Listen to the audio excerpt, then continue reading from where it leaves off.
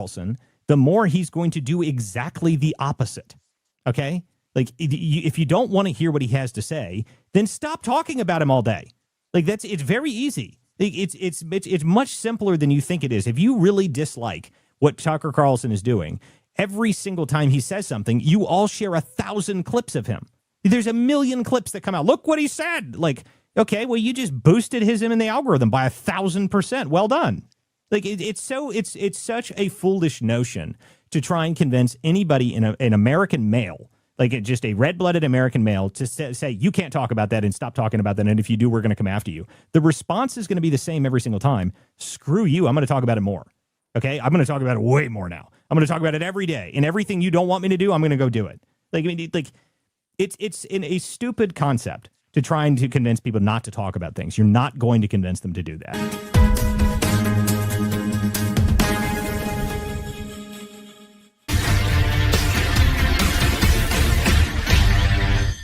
One message to hold in your hearts today, it's this: never, ever give up. FBI raid at Donald Trump's Mar-a-Lago residence. Deadly force being authorized. Nothing worth doing ever, ever, ever came easy. Donald J. Trump has been indicted. Jack Smith has again indicted former President Trump. Over the course of your life, you will find that things are not always fair. You will find that things happen to you that you do not deserve. Like they said, take a look at what happened. But you have to put your head down and fight, fight, fight. Never, ever, ever give up. The more people tell you it's not possible, that it can't be done, the more you should be absolutely determined to prove them wrong. CNN projects that Donald Trump has been elected president. Treat the word impossible as nothing more than motivation. Relish the opportunity to be an outsider, because it's the outsiders who change the world. 250 million Americans are not garbage. And it'll make a real and lasting difference. The more that a broken system tells you that you're wrong, the more certain you should be that you must keep pushing ahead. You must keep pushing forward.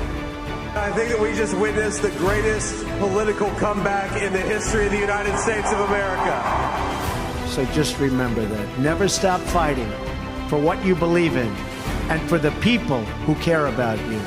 America is beginning a new chapter. Our best days are yet to come. I can promise you that.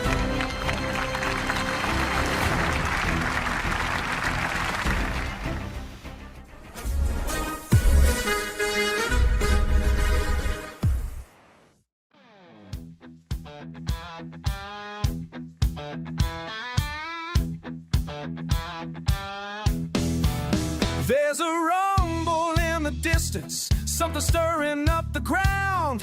Coffee shops and corner stores, people talking all around. But the words they're speaking softly got a weight that pulls you down. Something's moving through the grapevine, word by word from town to town. And they lean in close to tell you what they heard somebody say. But the truth gets bent and twisted as it travels on its way. Who do you trust? When the talk gets low, who do you trust? When the whispers grow in the halls of power where the secrets flow, who do you trust? Tell me who do you trust?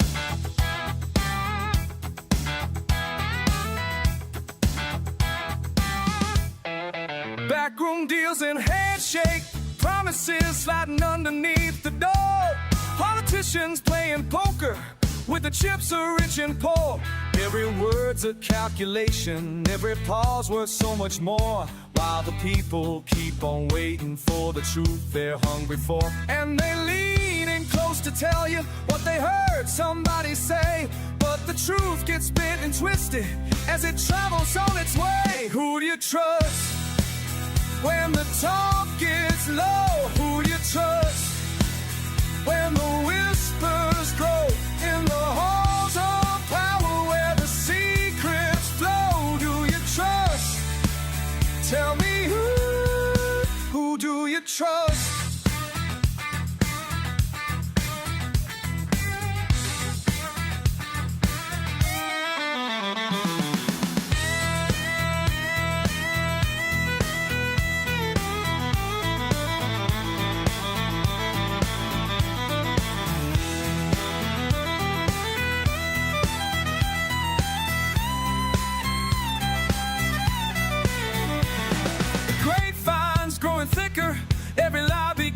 truth. And the honest voices calling sound like strangers in the booth. We're all just trying to listen to the static and the noise, but the loudest information drowns out the quieter voice. Who do you trust? When the talk is low, who you trust? When the whispers grow in the halls of power where the secrets flow, who you trust? Tell me, who do you trust? Who you trust? Do you trust? Do you trust? Do you trust? When the whispers grow.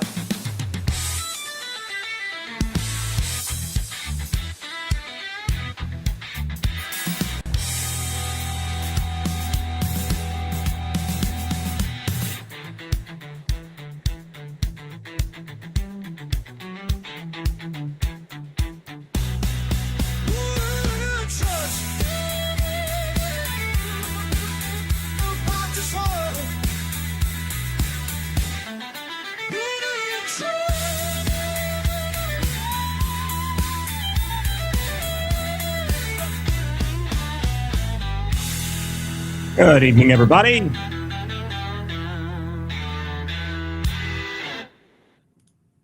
Welcome back to the Political Theater, everybody. Thank you guys for joining me this evening. If you guys are following us on Rumble, on Substack, wherever you guys may be tuning in this evening, thank you guys for being here. We got a lot to talk about tonight.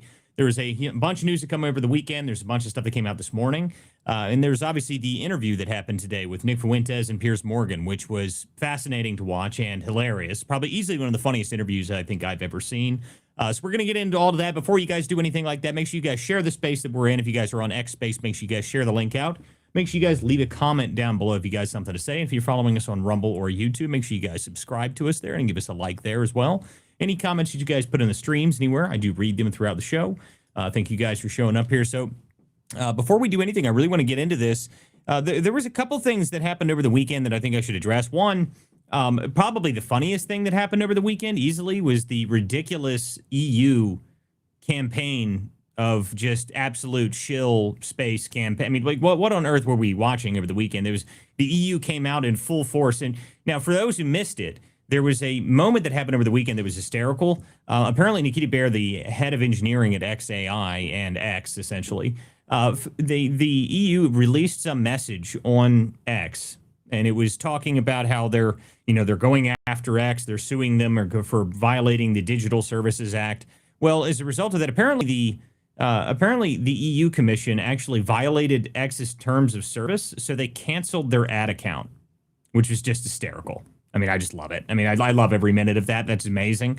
I love hearing that. I love seeing that. It was hysterical. So as a result of that, they must have taken the ad budget that they had from that, and they just paid a bunch of accounts that nobody had ever heard of. And they had the weakest and most ineffective campaign of trying to say that somehow the EU has, a higher freedom, more freedom, something along those lines. I mean, I don't know what they were doing. It was ridiculous. It was so stupid. It was very funny to watch that. They were telling everybody that these, we're the most free countries in the world. We invented freedom. Shut up. What are you guys talking about? I mean, I got a meme. I just took a photo of George Washington when he was crossing the Delaware, and I just had a little text bubble added above it saying, "Bitch, please." Like, I mean, just be quiet. Like, you guys, I don't know what you guys are doing.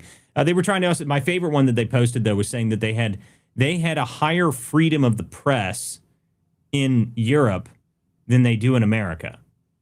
Now that's hysterical to me. They say, according to this study, which was, the study was, of course, commissioned by the EU.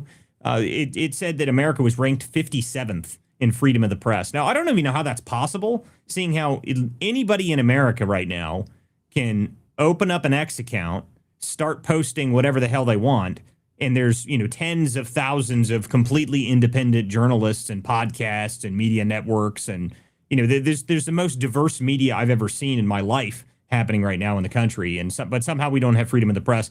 I assume it's because the AP was banned from the White House press briefing room. No one cares. No one cares. I mean, there's nothing about that limits freedom of the press. That's ridiculous. You don't have, just because you're a member of the press doesn't mean you have access to, just to see and be right next to the president at all times. But by that logic, I should be able to have access. I mean, that's so stupid. I mean, no one cares. It's complete and total nonsense. But it was very entertaining. I mean, I've never seen such hatred towards the EU. They just got slaughtered. Every single one of them got ratioed on every single post that they put out. But they, I assume that's already failed by now. No one's paying attention to them anymore. But it was very funny to watch, very entertaining. So that was the weekend's entertainment. But then we land into Monday here. Now, there's another thing that happened over the weekend that was really important, which was Timcast. So this is Tim Pool's network. Apparently, Friday night or late Friday night, or I don't know if it was early Saturday morning, how exactly that would have been. Apparently, there was a shooting. There was somebody drove in front of the property and opened fire onto their studio. Now, Tim addressed this that night and said that there was apparently, they've got video recordings and they're working with local law enforcement. People are claiming this didn't happen, and that drives me crazy. When I hear someone say that, it just didn't happen. It's nonsense. It's not happening. For those of us out here like me, and there's many others, and I'm hardly a high example of this, but there's people out here who live under constant threat. Matt Walsh, Ben Shapiro, any of the top big time conservative podcasters, any of these people, they have full-time security. And it's not a joke. I mean, it's the amount of security that these people have is ridiculous. I mean, heads of state have to have the same sort of security. I mean, it's that bad. And all these people are doing is talking on the internet, especially Tim Pool. This is something I've never understood about any of this. Why exactly is Tim Pool such a target? I don't understand. Can someone explain that to me? What exactly did Tim Pool do to deserve such vitriol? And it's everywhere, though. I mean, he has had more swatting events than nearly any other person I've ever seen on the internet. At one point, I think he was swatted 12 times in a single year. I mean, it was ridiculous that kept happening to him. But according to him, he now has full 24/7 security. He's got security detail that work his property, and the problem is. And he addresses it. If you guys didn't watch his post today that he put out, he was in his morning episode or his morning show this morning talking about it. He was talking about how much money they have to spend on security, and it's astronomical. I mean, you're talking millions of dollars. How can an independent media company justify spending that kind of money on it? And as a result of that, they're getting what they want. And this is what Tim Pool addressed today. He said that essentially it's, how are we going to be able to continue? And it's a real reality for some people. That's what drives me nuts about it. When people say, it's not happening. This isn't happening. You guys are just grifters. You're doing it for clicks. Yeah, I promise you, I definitely had, I paid somebody to swat me when I, dragged out in front of my family and kids. Like, yeah, that happened. What is the matter with you? What is the matter with you? I mean, it's very obnoxious that there's so many people that want to stick their heads in the sand and say this isn't happening. What do you need to see? What is it? What else do you need to see? Charlie Kirk was assassinated in broad daylight. What else do you need to see? Donald Trump was nearly assassinated in broad daylight, right in front of everybody. What do you need to see to know that this is happening? Every single time someone goes to a Turning Point event at one of these colleges on these big left-wing campuses, there's riots in the streets. I don't understand. People that claim this stuff isn't happening, you live in a world that it's disconnected from reality. That's the only way to describe it.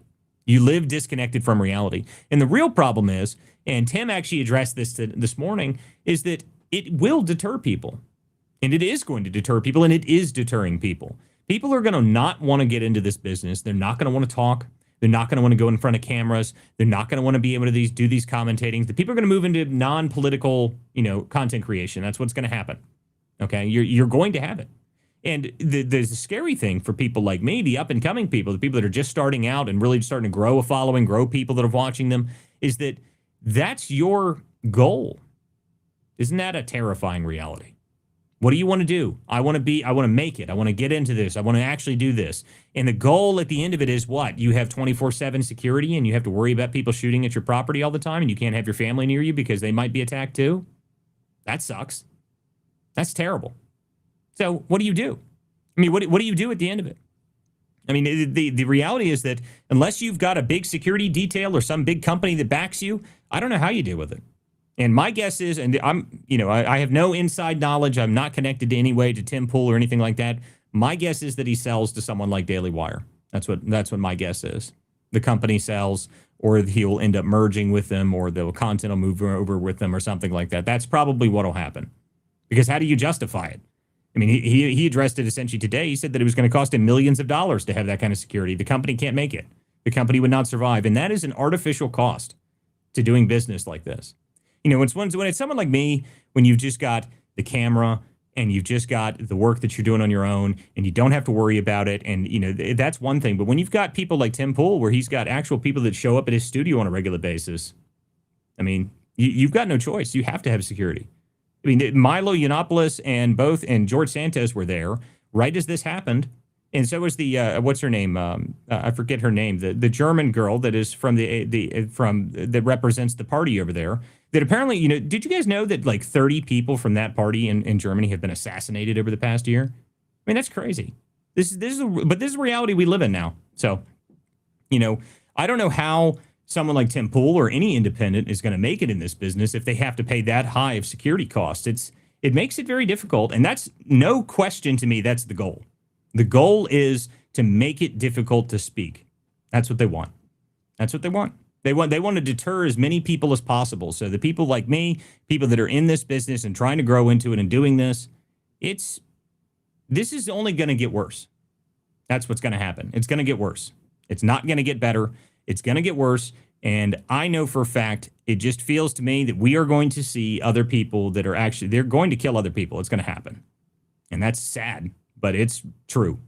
That's going to happen. The people on the front lines, the people who are out there doing this stuff all the time, every day, making noise, actually getting after the left, actually exposing them. These people are going to become increasingly more violent, and it's not going to stop. And I don't know how you fix it. I mean, even if you crack down on the people that are doing it, how do you fix it? Because it's a ideological thing, really. At the end of the day, it's not based in anything other than just this growing hatred of anybody who speaks. It's not based in reality. It's not based on fact. It's not based in anything else. These people are ideologically twisted to the point that they believe that what you say is violent. And as a result of that, I don't know how you fix it. I have no idea how you fix it. I think it's only going to get worse. Oh, sorry.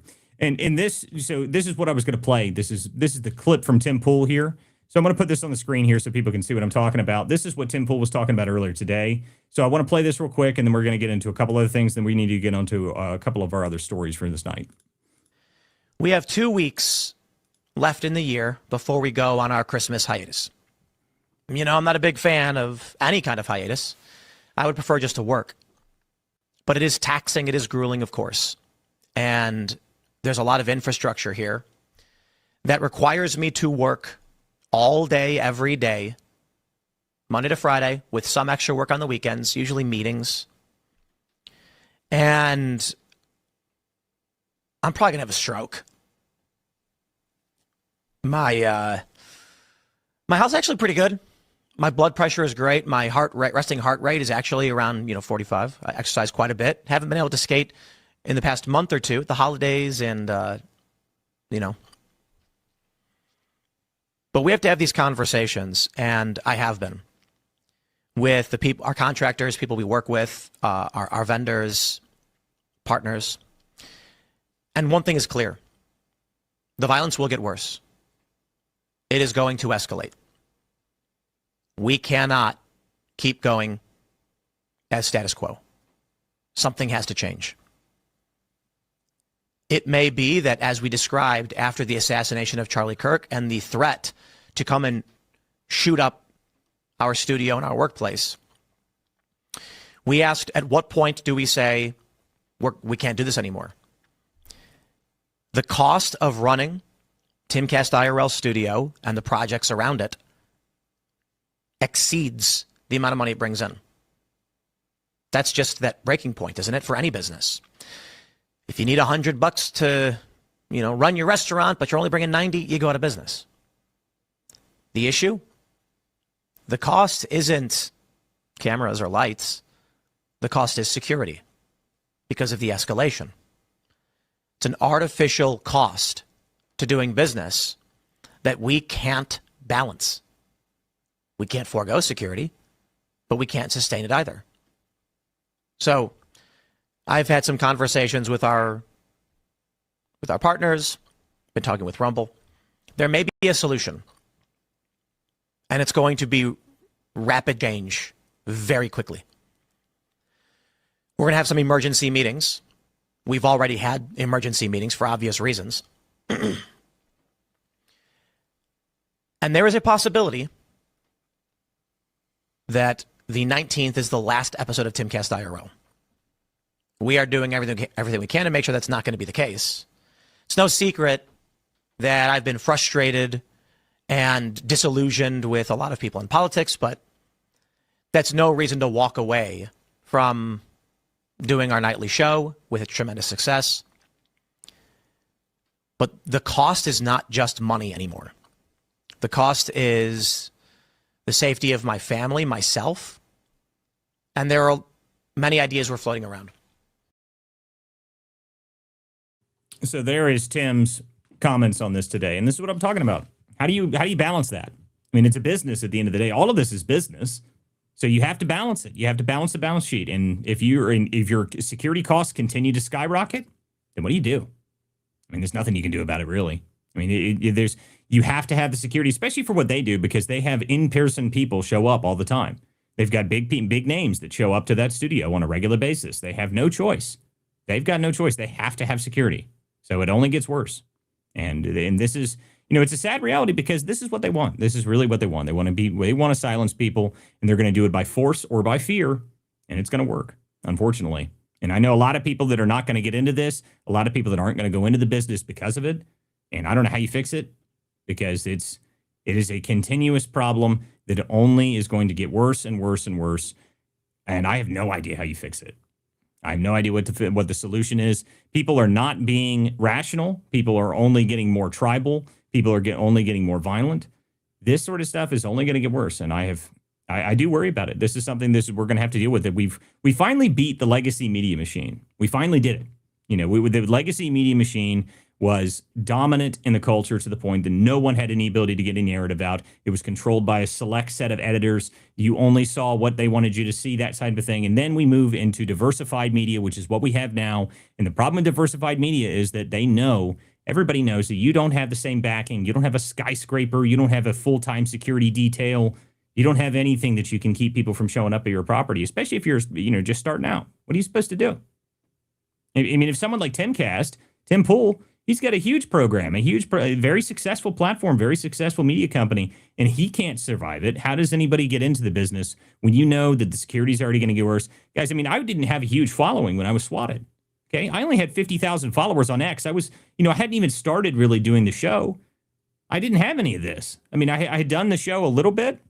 I had an audio version of it just on the X space, but that was it. And someone swatted my house. So it is only going to become more of a problem, and I really do worry about it. But we need to come up with some sort of solution because I don't have it. I have no idea what the solution to this is, but we'll see where we go from here. Guys, all right, we're going to get into a couple of our other stories here.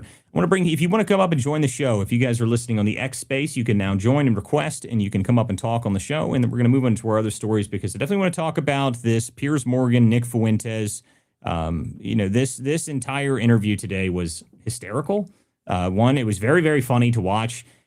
Two completely diametrically opposed people that don't even speak the same language would be the best way to describe it. I think they have no clue what the one another was saying to each other. It was the funniest thing in the world. I mean, Piers would get furious, and Nick is just sitting there like, I don't care at all that you don't like any of this. And I told people earlier, if you think in any way that Piers Morgan lost that, you have no clue what's going on Gen Z culture. Okay, the Gen Z culture does not care at all. And it's because of what the left has done for the past 10 years. They have reduced the meaning of all words to nothing. It doesn't mean anything anymore if you're called racist. It doesn't mean anything anymore if you're called a Nazi. It doesn't mean anything anymore because you have used it to the nth degree on everything. Anybody to the right of center is the same thing as a fascist Nazi marching in the streets, goose-stepping alongside Hitler. Then you lose the meaning behind the words. And they're surprised by it still. mean, it was amazing watching Piers. Oh my God, how could you say such a thing? Like, you have no clue what's going on here, dude. You're missing it. You're missing it. And anybody who thinks that this isn't what's going on, you're missing it too. I'm telling you now. I mean, you don't have to agree with anything Nick Fuentes says, but if you think that interview looked good for Piers Morgan and bad for Fuentes, you are behind the curve, I promise you. Okay, you're behind it. You have no clue what's going on here. That didn't look bad for Fuentes at all. He didn't care. I guarantee you his followers are ecstatic about how that interview went. I guarantee you his followers are laughing hysterically about every minute of that interview, and some of it was just genuinely funny. I mean, he was asking him when he was going to put on the pink hat. He was joking about everything. Every single thing that they thought he couldn't say, he said it anyway. Now, I got to give credit to Piers because I don't think I've ever seen him actually do a true live uncensored. Now, that was the first one I've seen, but he probably got called out for it because I know that Fuentes was talking about it beforehand, and then Crowder and him were on talking about it, saying that, well, it actually is pretty censored over there. So, it was pretty interesting to see that. But it was not a great look for Piers Morgan. He looked like he was a lecturing old fool talking to somebody that he simply did not understand. He didn't understand anything about him, and he played all these clips about, oh my goodness, all the terrible things Nick has said. Guys, everybody has seen all of the things that Nick Fuentes says. You shared it a million times, and I promise you, no one cares. Okay, you can scream about it from the hilltops, but no one cares, and least of all does he. And if you're not understanding why his influence and why his popularity continues to grow, it's because you haven't spent any time understanding who the person is. You don't understand who his audience is. You don't understand why it's resonating. You don't understand what exactly about him is interesting to people. The reality is that Nick Fuentes, as much as he says things that I completely disagree with, I think he ends at his goal, the way he achieves his ideas. He's rooted in the wrong direction as he even gets there. He's not thinking things through when the way that he comes to his conclusions, I think, is fundamentally wrong. Okay? But that doesn't mean some of his conclusions are wrong. It's a very strange thing to see because his conclusions to some of the things he thinks about are accurate. Okay? They're accurate and they're true, but the way that he gets there is completely unnecessary. It just doesn't make sense to me, but no one wants to challenge him on that. That's what really bothers me about these interviews. You keep seeing him on when he gets challenged or something, when people go after him. They don't actually ask him to challenge the direct ideas that he's talking about. They just say, well, oh my God, how could you say such a thing? No one cares, okay?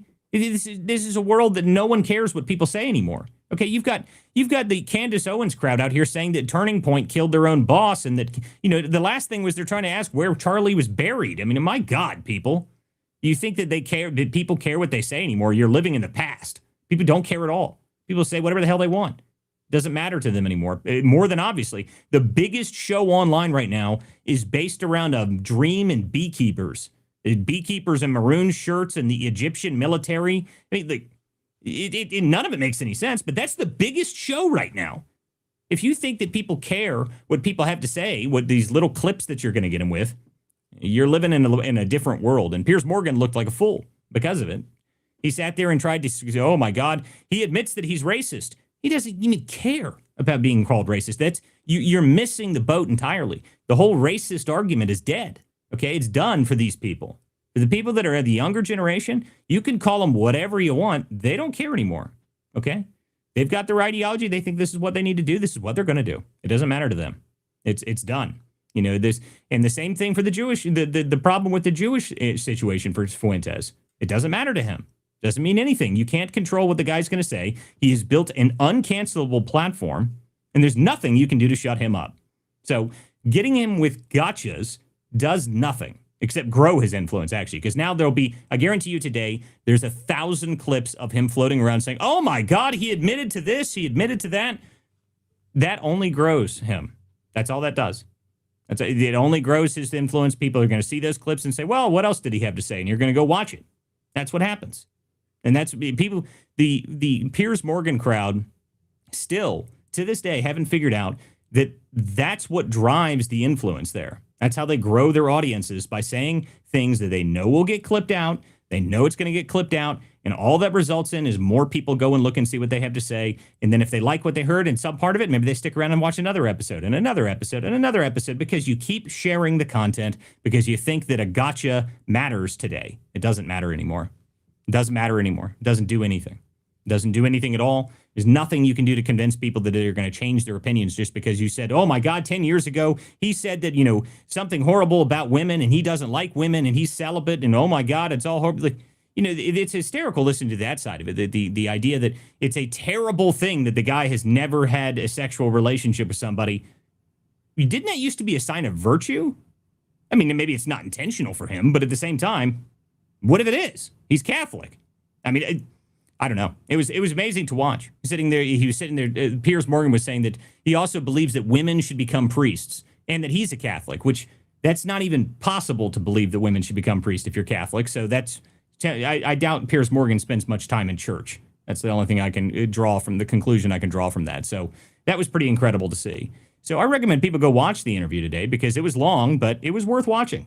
I mean, you can see the two worlds collide in that interview. You can see the old school, right of center kind of politics, and you can see what the next generation of politics is. And what people don't seem to understand is that Fuentes, the game is different. The labeling thing doesn't do anything at all. It doesn't mean anything to him. You can call him any name you want. None of that matters to him. None of that matters at all. I mean, it's a completely different world. These people, it doesn't matter what they say. They can say whatever they want. And as long as they know personally that they don't actually believe the joke or something that they made is, directly related to it, it doesn't matter to them what the joke was. They know they were joking. And they're not going to play the game anymore. And that's something that people just have yet to grapple with. And they keep doing the same thing over and over and over again. Oh, my God, we're going to clip him out. We're going to say, oh, you said that you're racist. Like, well, maybe he is. What are you going to do? Nothing. There's nothing you can do about it. Doesn't mean anything to him. I mean, it's just the entire labeling of people saying, oh, you're anti-Semitic or you're racist or you're a white supremacist. None of that stuff matters to these guys. The younger generation, you have told them all that they are the world's problems, that they are everything that has happened bad in the world is because of them, that every single thing that you can possibly come up with, it's all their fault. Everything's their fault. You're a racist. You're a white bigot. You're, all of this insane stuff. It's gotten to the point that people just don't care anymore. And now you're surprised that somebody that you've been doing that for so long, and you're surprised when somebody arrives and everybody that you told that to and you pissed off starts listening to them and likes what they have to say. Stop being surprised. Stop being surprised. That's the only thing I can say for it. There's nothing that he is saying that is going to make the people that are listening to him deterred because you said, oh my God, did you hear what he said? That doesn't mean anything to them. And again, if you want to fix the problem, the only way for this to be addressed properly would be if there's a true open debate about the ideas that he is presenting. Not him, not what he said, not what he said 10 years ago, not what he said last week in some section of the comment section of a podcast. None of that stuff matters to him. Okay? Until you debate the ideas directly, nothing is going to change for Nick Fuentes. And in my opinion on it really is that it seems to me that Fuentes and anybody that was like him, that was, they removed them from the internet essentially. I think that what it really has done is it's created this problem in the first place. The censorship machine where they moved everybody and they refused to let anybody speak. Certain names and ideas weren't allowed to even be addressed publicly anymore. You couldn't have them anywhere. As a result of that, you put these people on outside of the internet and their ideas were never challenged at all by anybody because you didn't even know they were happening. So what are they going to do? You have no idea that they're doing this. You don't even know that they exist because they're completely removed from all the mainstream sources of the internet.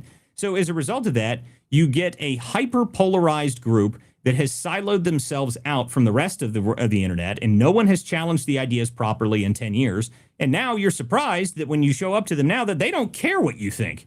Why would they? Why would they care?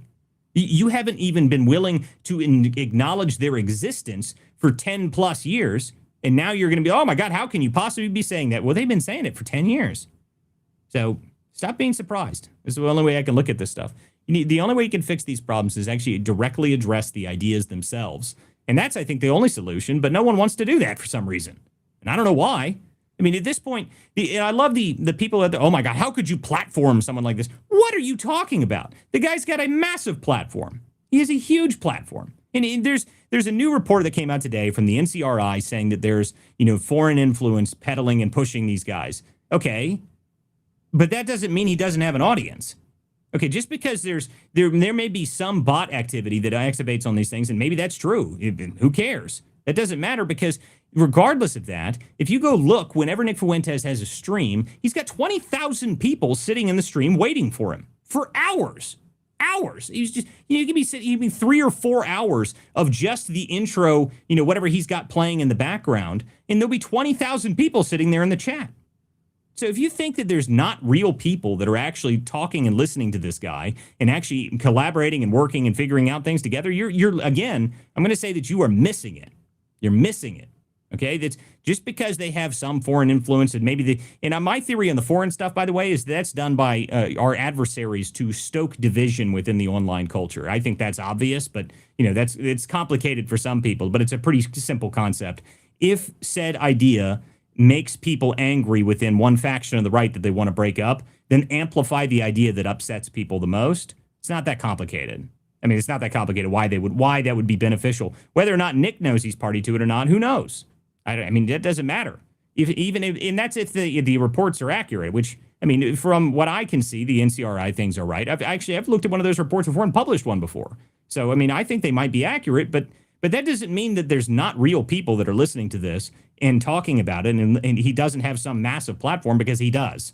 So the idea that you can't platform a guy that has 500,000 followers on Rumble and 1 million followers on X, and every single word that he says has thousands of people that read it and click on it and talk about it. I mean, sorry, guys, if you think the guy doesn't have a platform, what are you talking about? What are you talking about? I mean, he's absolutely, Walter. Oh, what's up, Keymaker?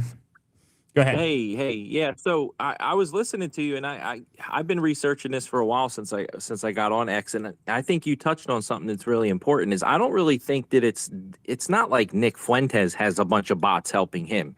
It's like any divisive negative narrative that might push either side, left or right, into an area where it's not beneficial to the United States. It seems like that's where they pour the bots onto. And it's not maybe 100% of the time. It's not every comment, but I have noticed that a lot of times it just seems to be like the ones that get the most traction, the most attention, are the ones that nobody really agrees with that much, right? It'll be like, some asinine comment or something, and you're like, how did that get 40 million, hits or whatever? But I started noticing this when I was looking at Sean Ryan's page, and I tell everybody that when you have a lot of followers, and I think most of his are natural, probably not bots, but this guy would post like a period, and he'd get like 300,000 views almost instantly, right? And I was just saying, like, some of those things, when it's like a real small comment and you get a lot of traction on it, I think that kind of shows where your balance is at. But there's definitely like bot networks that target, I think, for that narrative. There are lots of bot networks that operate, okay? And I've talked about them extensively. Okay, I mean, like, if you guys go look at some of the reporting I've done on the bot networks, I have a lot of stuff on them. I know they exist. I know how they work. I can see them operating. You can do... X is a very powerful program, whether you guys know that or not. You can go to X Pro, and the advanced search features, as you can look at that, you can see all sorts of crazy things. Okay, you can see bot networks operating. You can see them doing things. You can see them operating. You can see them doing things. This does exist, but that doesn't mean that the people that are watching it, that there isn't actually people there.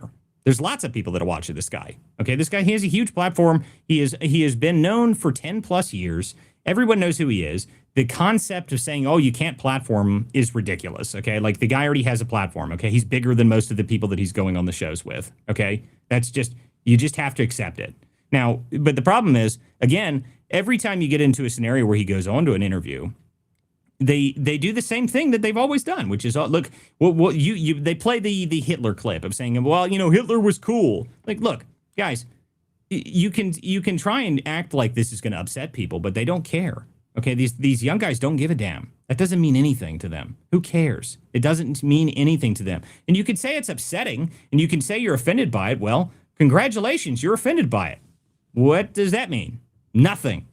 That's the problem. You don't understand. It means nothing that you're offended by it. It means nothing that it upsets a group of people. It means nothing that it was offensive in the past and it's things that we didn't used to talk about. Well, if you didn't want to talk about it all the time, then maybe you shouldn't have gone around for 10 to 15 years telling everybody that you're a Nazi every single day.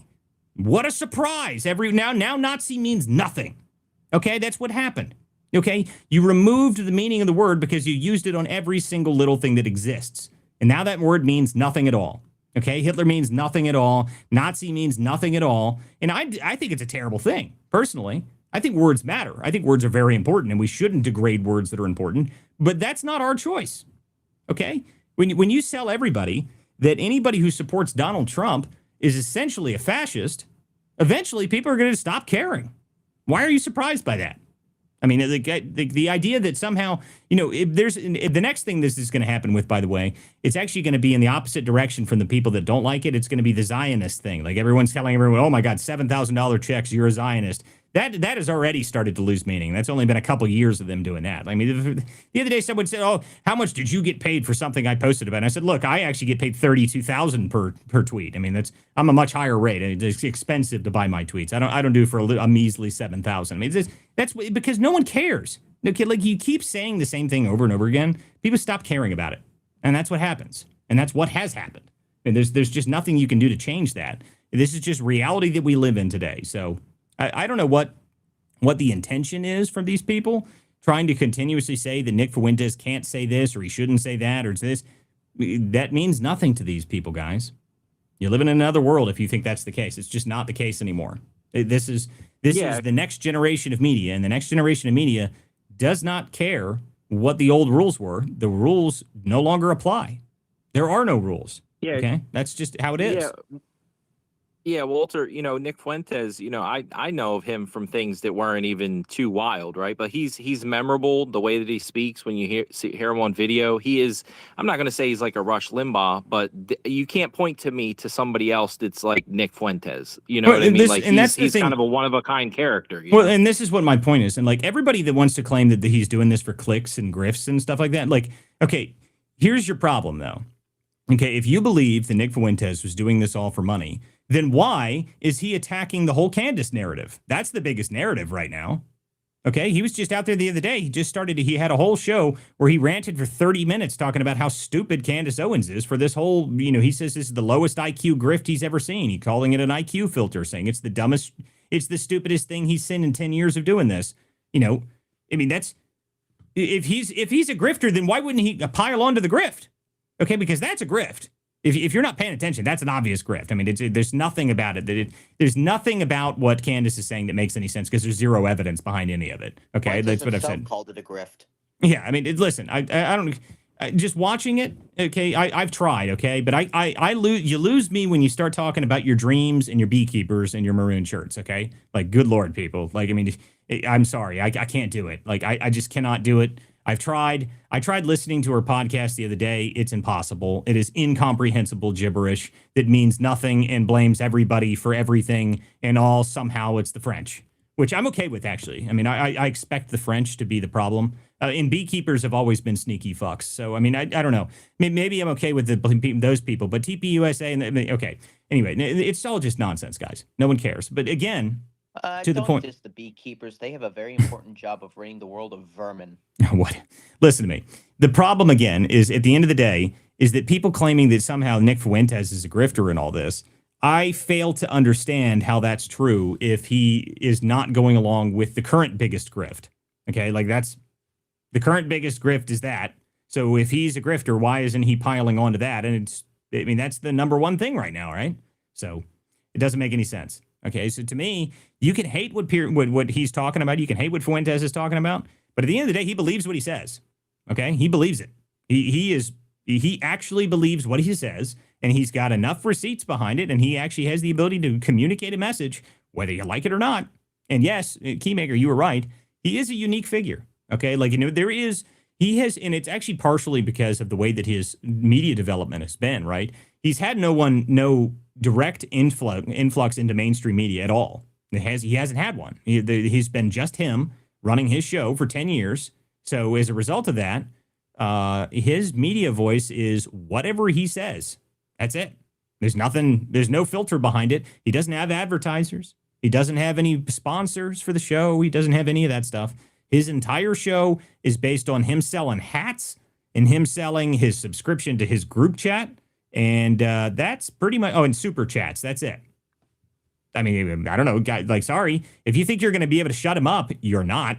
That there's no way to stop somebody that has built a completely separate network. Okay, there's nothing that it doesn't matter to him. I mean, to him, his entire platform is his audience. Okay, so his audience, unless you somehow convince all of his listeners to stop listening to him, which you're not going to do by going out there and clipping it, like the Piers Morgan stuff today, that is going to be to him, that's going to be a huge win again. Okay, like it's just another win for him. It doesn't matter to him. So you're not going to shut him up. So you better figure out a way to start actually engaging with these people, because if you just keep telling everybody, oh my God, he's the worst person ever, he's the worst human that's ever existed. He said he's racist and that he hates women and that women are annoying and that they're fat and stupid and that he doesn't like the Jews and he doesn't like black people. What? He doesn't care. Yeah, he doesn't. What are you going to do about it? Nothing. Okay, that's the point. And that's what you don't get. None of that stuff matters to this guy. Okay, this is the world that they live in because you've made it that way. The world has existed like them for a while now. There's nothing you can do to stop it. Okay, you can hate it all you want, but just continuously going around saying the same things that everybody else has said for years at this point is not going to change anything. Nothing's going to change. Yeah, it That's seems not going to very fix it. American. It's like a very American thing too. You know what I mean? Like when I see Nick Fuentes, that's what I see America written all over the way. Well, I mean, this is the point. I mean? This is something that people aren't picking up on at all. Okay, so when everyone started talking about Nick Fuentes, I never watched the guy. Okay, he's not my target. He's like not my kind of content. I just don't pay any attention to him. I never watched him, never listened to him. I knew he existed. I never really listened to anything, but everyone would not stop with the endless, incessant saying, oh my God, it's the worst thing ever that people are talking about him and he's growing in influence. I was like, fine, I'll go listen to him. So I started listening to the guy and I listen to a lot of it now. And the reality is, guys, the reason it's landing is because he is targeting a very specific group of people. Okay. One, he's targeting young men that are annoyed with how the system has been operating for the past 20 years. That's the number one audience he's targeting. But he's also targeting something else. And that is the direct discussion about American issues. Nothing else. Nothing else. There's no discussion of other foreign people and their problems. No, none of that shit matters. None of it. That's not important to him at all. Okay, so the number one thing that he's talking about is 100% what Americans are thinking about on a regular basis. And the problem is that he's good at it. Okay, so if you don't like what he's doing, you better figure out a way to do it better than he is, because currently there ain't anybody that's competing with him. Okay, he has his own audience. Go ahead, Honey Badger. That's what I was about to say too, Walter, is that he has no competition either. His message is unique to him.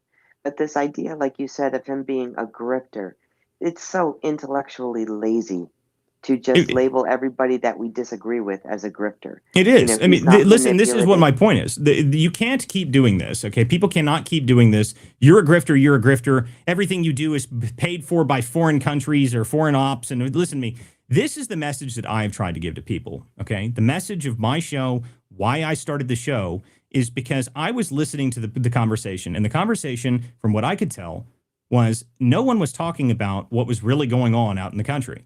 Out in the Midwest, where I live, seeing the cities that are destroyed that no one's talking about, seeing the lives of the families that have been ruined by fentanyl, no one's talking about it, seeing the entire devastation of entire communities. Because why? Because we want to give China more money? I mean, these are the problems that people want to hear about and want to talk about, but no one was talking about them. No one was talking about them. And then you'd be amazed that if you go listen to some of the stuff he's talking about, that's kind of what a lot of his content is. He's got a different spin on it. And I think he has the biggest problem I have with it is that, again, he runs into the same issue that I see with a lot of younger people, is that they all want to blame somebody else for their problems and for the country's problems. That's what everyone wants to do. Everyone wants to say it's them, it's China, it's Russia, it's Iran, it's somebody else, it's somebody else, it's the globalists, it's this people, it's these people. No, it's not. It's you. That's the problem. Okay? The problem is personal responsibility, and it always has been. If you want to fix your country, it is our country.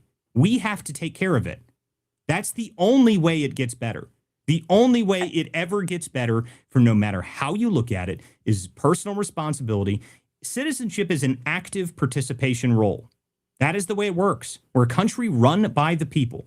If you want to fix your country, you have to fix it. You have to be the change that you want to see be different. That's it. It's the only way out of this. You're not going to tweet your way out of the problems we have. You're not going to podcast your way out of the problems you have. The only way we fix the problems is you have to start local. You have to grow it out. You have to do the difficult work that no one wants to talk about. No one wants to talk about how hard it is going to be to fix the problems that we have as a country. Guys, Congress is stonewalling everything. Congress is the number one problem we have. The only way we fix Congress is by electing better people. Disconnecting from the network, disconnecting from the system, saying don't vote helps nobody. Okay, that doesn't fix anything at all. But the problem is that everyone says, oh, you can't, it doesn't matter. Who cares? Well, what are we going to do? The special interests have too much control. Well, if the special interests have too much control, then you need to grow a much stronger local movement and fight them off. That's it. It's the only way. Okay, you have to pressure people. You've got to switch Congress around. You've got to actually get involved in the system. And the only way this works is, again, everybody has to do it. It can't just be one person. It can't just be two people. It has to be every person you know. You need to get them involved. If they're not going to try and get involved, then stop talking to them and go find somebody else to get them involved. It's the only way. It's the only way to fix any of our problems. It's the only way. Everything comes down to the American citizen. You, yourself. Make your life better. Make your life better. Make your community's life better. If you can do it for other people, go help them as well. Make sure that you try and grow your influence to help other people. Bring them up. Don't tear the country down. Tearing the country down doesn't help anybody. Okay? There's a bunch of people that I think their hope is that we accelerate into a collapse as if that's somehow going to be better. That's not going to be better for anybody. Okay? The only way we're going to fix the problems we've had a long-term decline, and this has been a result of us electing very bad people into Congress for a very long time. It's been a long time of this happening. This has been going on for decades. Before I was born, this was a problem. Okay? But to fix it, this is the problem. Our parents' generation failed this country, in my opinion. They did a very bad job of running this country. The boomers have been in control for way too long, and they suck. Okay? They have been a shit job at running this country. Okay, they have sold this country out to foreign interests. They have sold out our manufacturing sectors to foreign countries. They have sold it out to corporate interests so that they just get more money in their donors. The pharmaceutical companies have wrecked entire communities. The Oxycontin that they pumped into the streets every single day for years on end, that stuff all happened from our government and the people that were in charge. And it's because we've been asleep at the wheel. We've been asleep at the wheel. And that's the problem of the country. And the only way we fix that is we have to do it. There's no one else that's going to fix it. There's no cavalry coming. There's no one coming to save you. There's no one coming to help you. There's not going to be some figure that rises from the ashes of the country to save you. No, it's not. It's only going to be for you. Find somebody else, get somebody together. It's the only way. It's difficult, but that's just reality. People don't like hearing it. People don't like hearing that it's not somebody else's problem that we're in the scenario we're in. It's not the Jews' problem that we're in this situation. It's not the Catholics' problem. It's not the Protestants' problem. It's not the Muslims' problem. It is your problem. That's the problem that no one wants to talk about it. No one wants to talk. Everyone wants to act as if this isn't happening. It is what's happening. And the only way you fix it is by everybody working together to try and fix this country and caring about it enough to actually do something about it. And there's a lot of people I notice since Trump came onto the scene, it has been one of the greatest things ever for civic engagement. It's fantastic. More people are involved. The problem is a lot of people don't know what direction to go. And unfortunately, instead of telling what people direction to go, everyone just wants to yell and talk about things that are completely irrelevant. And that's, the hope of this show was always to try and fix that. That's what I wanted to do with it. I wanted to make sure that people actually heard the things that they can actually do to fix their country. Trying to actually go out and do stuff. That was the goal. So, it's going to take years, guys. It's not going to happen overnight. I'm hoping by the time in, 10 to 15 years, maybe we've made a serious dent in the opposite direction. We made a big dent with Trump winning the election. If Trump had won this election, I don't know if we would have made it. Okay. People like me would be in prison.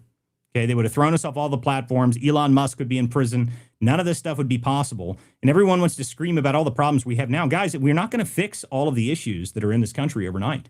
It's not going to happen. It's not going to happen. I mean, the only way it's going to be fixed is the long work that it's going to take. And it's going to take decades for us to get back on track. But we can do it. Everyone can do it. It's not the end of the world just because we have so many problems. We've been in worse situations. Okay, we can fix this country. But it takes everybody. Okay, I got people who want to come up on stage. Patriot Ford, you got your hand up. You can talk. And I'm going to got another request here. So go ahead, Patriot Forge. Yeah, Walter, thanks so much for having me on. You're always spot on. I love your take on these nitty gritty politics. Two quick questions. Also, I posted about the illegal in New Jersey. Did you get confirmation yet? No, that person was illegal. I haven't talked to my sources at DHS yet, but I am looking into that for you. So I'm very curious about that. I mean, if it's very possible and very likely that the guy is illegal. For those who haven't seen this story, apparently an illegal immigrant from Mexico set people's houses on fire in New Jersey. So that's nice, wonderful. You know, these the people that inside. Yeah, with people inside, with kids inside. So wonderful news. You know, just very, very nice, very good. I mean, these are the wonderful people that the Democrats want to keep in this country. So keep that in mind as well. Go ahead, though. And also on the post, on one of the things I DM'd you, you're able to see that there's no listed address. So that's like another like giveaway. But so that was that. And then also, I'm not sure if I mentioned this before. Did you ever get into the whole back and forth with Patrick Byrne and Emerald Robinson about the election fraud? Do you have a take on that? I would love to hear your take on that. No, I haven't really paid much attention to it. What exactly is it? Basically, Emerald Robinson for the past, I would say about a week and a half, has been like breaking new information about why Trump is going after Venezuela, explaining why. Oh, okay. So I have seen some of this stuff, and there's some people that are saying that there's that Smartmatic was. So the problem, there's a bunch of people like, oh, it's the Dominion machines. The guys, Dominion isn't based down there. It's Smartmatic. That's the other one, because there's two different machine companies, and by the way, I think that was more in the Philippines than it was in Venezuela. But besides the point, this is something else. People are talking about this as if this is the real reason that Trump's down there. Maybe, but listen, I keep telling people that for the Venezuela stuff, I would be much more inclined to believe that it is a lot simpler and that we're trying to pressure China out of the region by focusing on Venezuela. Venezuela has a lot of resources, and we don't want China to have access to it. By the way, the other part of that is that Venezuela sells a lot of its crude to Cuba. Like 40% of Cuba's crude comes from Venezuela. So if we cut off Venezuela oil flowing to Cuba, Cuba has a huge investment from China. That's just another pressure point against the communists in the South. So I mean, I tend to think that this is a much more geopolitical issue going on down in Venezuela than it is specifically about, election machines. Now, this doesn't mean that you can't address it can be a multiple solution to multiple problems. Okay, it can. I mean, there can be multiple things that are being solved as a result of what we're doing down there. But I don't think it's directly because of just this. I mean, there's a number of reasons for us to be down in Venezuela. And I would say that if the election machines and the fraud from 2020 are part of it, maybe. But I haven't seen enough evidence to really prove to me that that's what's going on. I would be much more inclined to believe that it is probably the geopolitical tensions that we're having with. I mean, guys, we're essentially in a Cold War with China right now. So anything that we do to pressure China in other ways, I think that's much more likely than it is going to be, the opposite direction, where we're talking about fraud or you're talking about something else. The drug dealers and all that stuff, guys. That's just a bonus. Obviously, I don't have any problem with it. I think they should kill more drug dealers. I think they should blow them all up. They should hit boats every single day, and they should have a live stream of all the different boats that they hit every single day. I think that's what they should be doing with the drug dealers. So I don't have a problem with that. But to think that it's all just this one issue or just that one issue, I don't think so. That we live in a very strategic geopolitical world. Venezuela has been leaning into Russia and Iran and to China. I think it is much more a geopolitical move, us being down there. And you don't. And the reason you kind of know that is if it was just this election stuff, why would you send the whole friggin' fleet? I mean, there's 25% of our Navy is down there right now.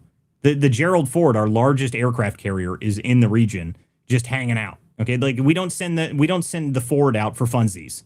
Okay, so that's what my take on that is. I think there's a lot more going on down there than just one issue, just the drug issue, just the election issue. I think there's more to it than all of that. Walter, I was watching an SNL skit about just that, the Pete Hegseth one. I think everybody should watch it. It's funny, even though I don't watch much SNL anymore. It's actually hilarious. You got to check it out. I did see that. It was pretty funny. Okay, I brought another person up on stage. Go ahead, Southern Belle. Hey, well, great rant and to the point and so true. And yes, it's on us. We have to focus locally. Local, local, local. That's how we win. That's how we win. Get involved locally. It's not hard. I see Cheryl's on the stage. Please talk to us about that, how we can get engaged locally. Thank you. Yeah, I mean, listen, again, the entire intention is always to make sure that you're working as local as possible. That's always very important. Yeah, I know Cheryl was talking about running for office again, and her and I were going to have a chat here soon. By the way, Cheryl, I don't know if you're going to be around DC tomorrow. I'm going to be there tomorrow. If you want to meet for lunch, let me know. But guys, again, the intention is when I say get involved and do things, it's not just being local. It's every aspect of every point of politics matters. I mean, it's not one thing, it's everything. You have to be involved at every level of it. You got to understand it. You got to know how your party structure works in your state. You got to know who's in charge in your state. You got to know what your precinct captain is. If you have a precinct captain, all that stuff matters. If you're in Republican politics, the Republican Party is very unique in that you have the ability to do many things. Okay, like it's not like the Democrat Party. The Democrat Party has, they have super delegates and they have a very top-down structure. The Republican Party is a very decentralized kind of structure. And if you want to make changes in the party, this is why I tell people, thinking that there should be a third party. No, I don't think there should be a third party because I think we could take over the Republican Party. And I think we've already got a hell of a start in it. Okay, I mean, I think the MAGA movement really is taking over the old GOP because the old school GOP, the old rhinos, and I don't know if you guys saw this. I'll play this clip here in just a second. I want to make sure everyone hears this clip. But the old GOP rhinos, they don't like Trump at all. Okay, they hate Trump. They've hated Trump for years. They despise him. Okay, they don't want anything to do with Trump. They don't want him to win. They don't want him to be successful. And the intention is that, they couldn't actually physically put Trump in handcuffs. So now what their intention is, they want to handcuff the agenda and run out the clock. I've said it before, but that's exactly what they're doing. Okay, and Trump even said it earlier today. If you haven't seen this yet, I'll go ahead and play this clip real quick because this tells me a lot. And this was a hot mic that came out earlier today. So let me just see if I can pull this up real quick because this hot mic tells me that I was spot on when I said that a while ago. I think that's exactly what's going on. Let's see here. Yeah, here it is. Hold on a second. Let me pull this up so I can share it. There we go. Share. Thank you, Chris. I cannot appoint anyone. Huh? I can't appoint anyone. They're unappointed. Everybody I've appointed, their time is expired. And then they're in default. So I don't know if you can hear it. It's a little bit, it's just a hot mic, so you can kind of hear it in the background. But what he says there is, I can't appoint anybody. Anybody that I appoint, they let the time fall out, and then they default, and then I'm losing. That's what Trump said there, which is exactly what the point is. This is the Republicans, the Rhino establishment. Alina Habba, by the way, and this is another point in this. Alina Habba, that was the appointed U.S. District Attorney for New Jersey, she had to resign because they let it run out. They never got her appointed. They never got her through. Okay, so whoever was blocking it, they blocked it and they kept her from getting through. And this is another reason why people are saying, oh, we need to end the filibuster. They're not going to end the filibuster, guys. They don't want to. They don't want to end the filibuster. They've got no intention of ending the filibuster. They have no interest in actually making sure that this thing moves forward. They're going to try and run out the clock. That's what they want to do. And it's I don't know how you fix that problem. The only way you fix that is primaries. Okay, that's the only way. And it's the Senate, really, is our real problem, guys. The House has kind of been whipped into shape. The House has been a lot more whipped into shape over the past couple of years, but the Senate is still the old guard and these old fossils that live in the Senate that think that they were going to they just exist there forever. They're going to die in the friggin' committee rooms. These people are the ones we need to get out of there. Fortunately, over the next 10, 15 years, we're going to see a lot of these people shift out.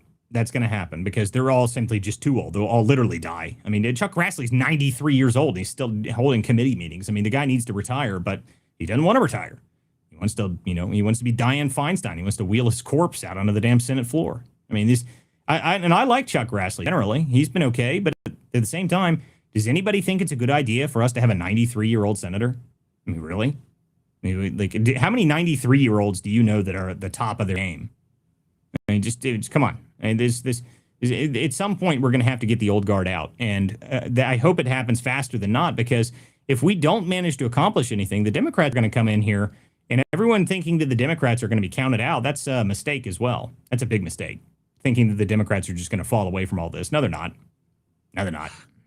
Walter, I don't think he should be running judiciary. I mean, Trump called him out on the blue slip a while back, and he was offended. So he is not going to change to facilitate this. So he is not acting in our best interest right now. No, he's not. He hasn't been the whole time. I mean, that's obvious. I mean, he hasn't been. He has not been in our interest at the best time. I mean, this again. He may mean well, but he's 90 friggin' 3 years old. The dude's a fossil. You need to retire. Go home. Go be with you. Go be a grandpa or something. I mean, whatever it is that you do. I mean, goodness, man. You're ancient. Please go home. I mean, this is what we need from all these. I mean, Mitch McConnell is, I mean, I don't even think he can speak anymore. Did you guys, the most recent video I saw of him was he was walking and someone was helping him walk through the Senate, through the Capitol building, and some reporter got near him and then he acted like, oh yeah, I can walk. And then he fell over. Like he took like 3 steps and immediately hit the floor. Like, I mean, what are we doing?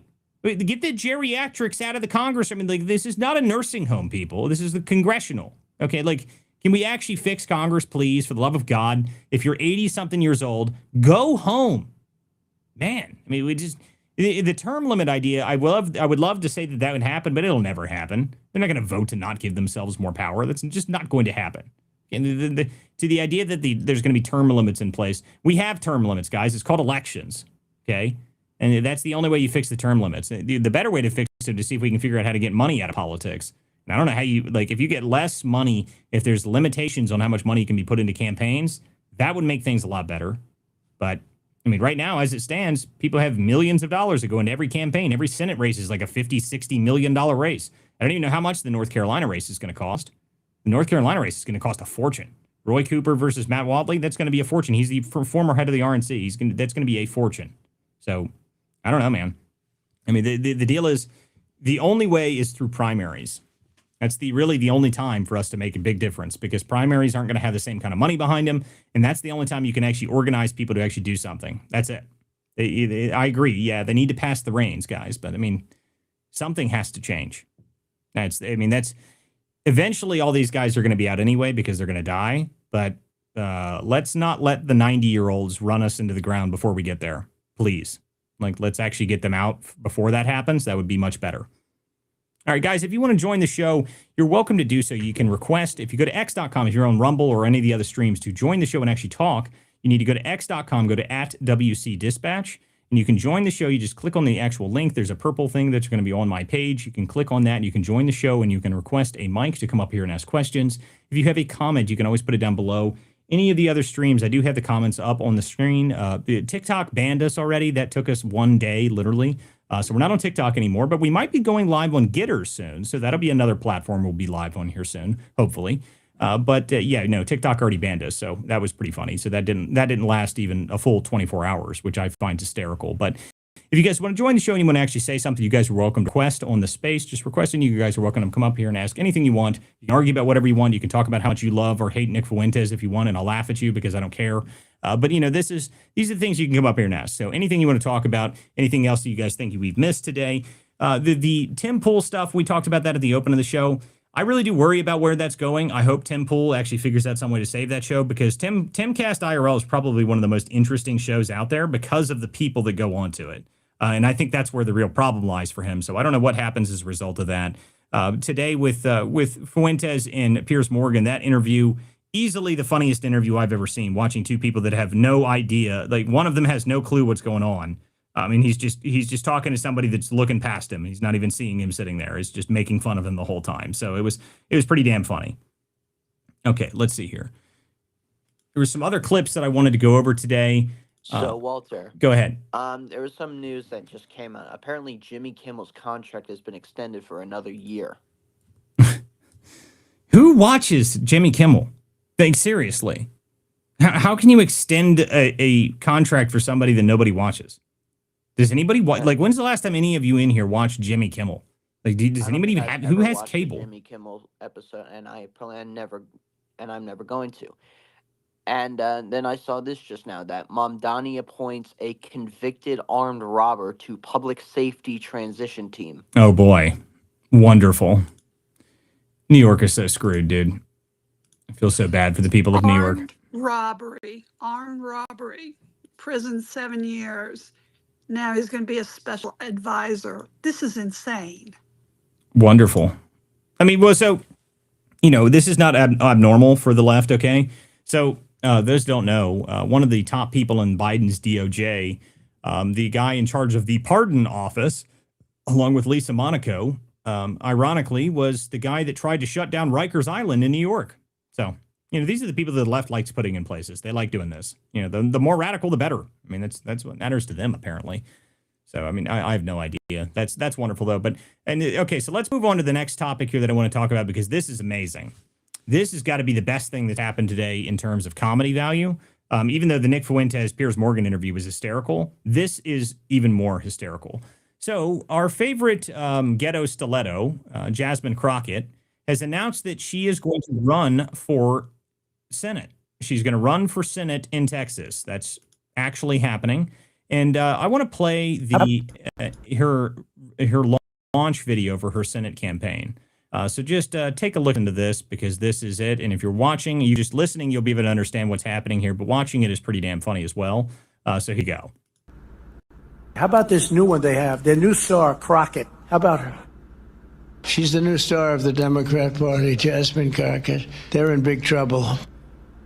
But you have this woman, Crockett. She's a very low IQ person. I watched her speak the other day. She's definitely a low IQ person. Crockett. Oh, man. Oh, man. She's a very low IQ person. Somebody said the other day she's one of the leaders of the party. I said, you got to be kidding. Now they're going to rely on Crockett. Crockett's going to bring them back. So if you were just listening to that, all that is just Crockett standing there, and she's just standing there as they're playing this clip of Trump calling her retarded. Why she thought that was a great way to launch her Senate campaign, having the president of the United States tell everybody that she is extremely low IQ, I have no idea. Now, that doesn't seem like a wise strategy to me, but maybe the intention is that, oh my goodness, she is the target of the president, and this is how we're going to do this. This is somehow going to make sense. Sure. You can live in whatever world that is, but it's not the world I'm living in, because that's hysterical. And Jasmine, the reason she's running for Senate is because she just got out. Her district is no longer there, right? So the congressional map in Texas, they redistricted and went through the Supreme Court that passed.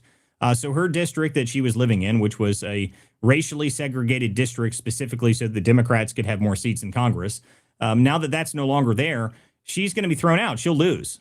So her response is she's going to run for a statewide seat in Texas. This is not going to go well for her. Okay, I don't know who convinced her to do this. Very stupid. Very, very stupid move. She will not win a statewide seat in Texas.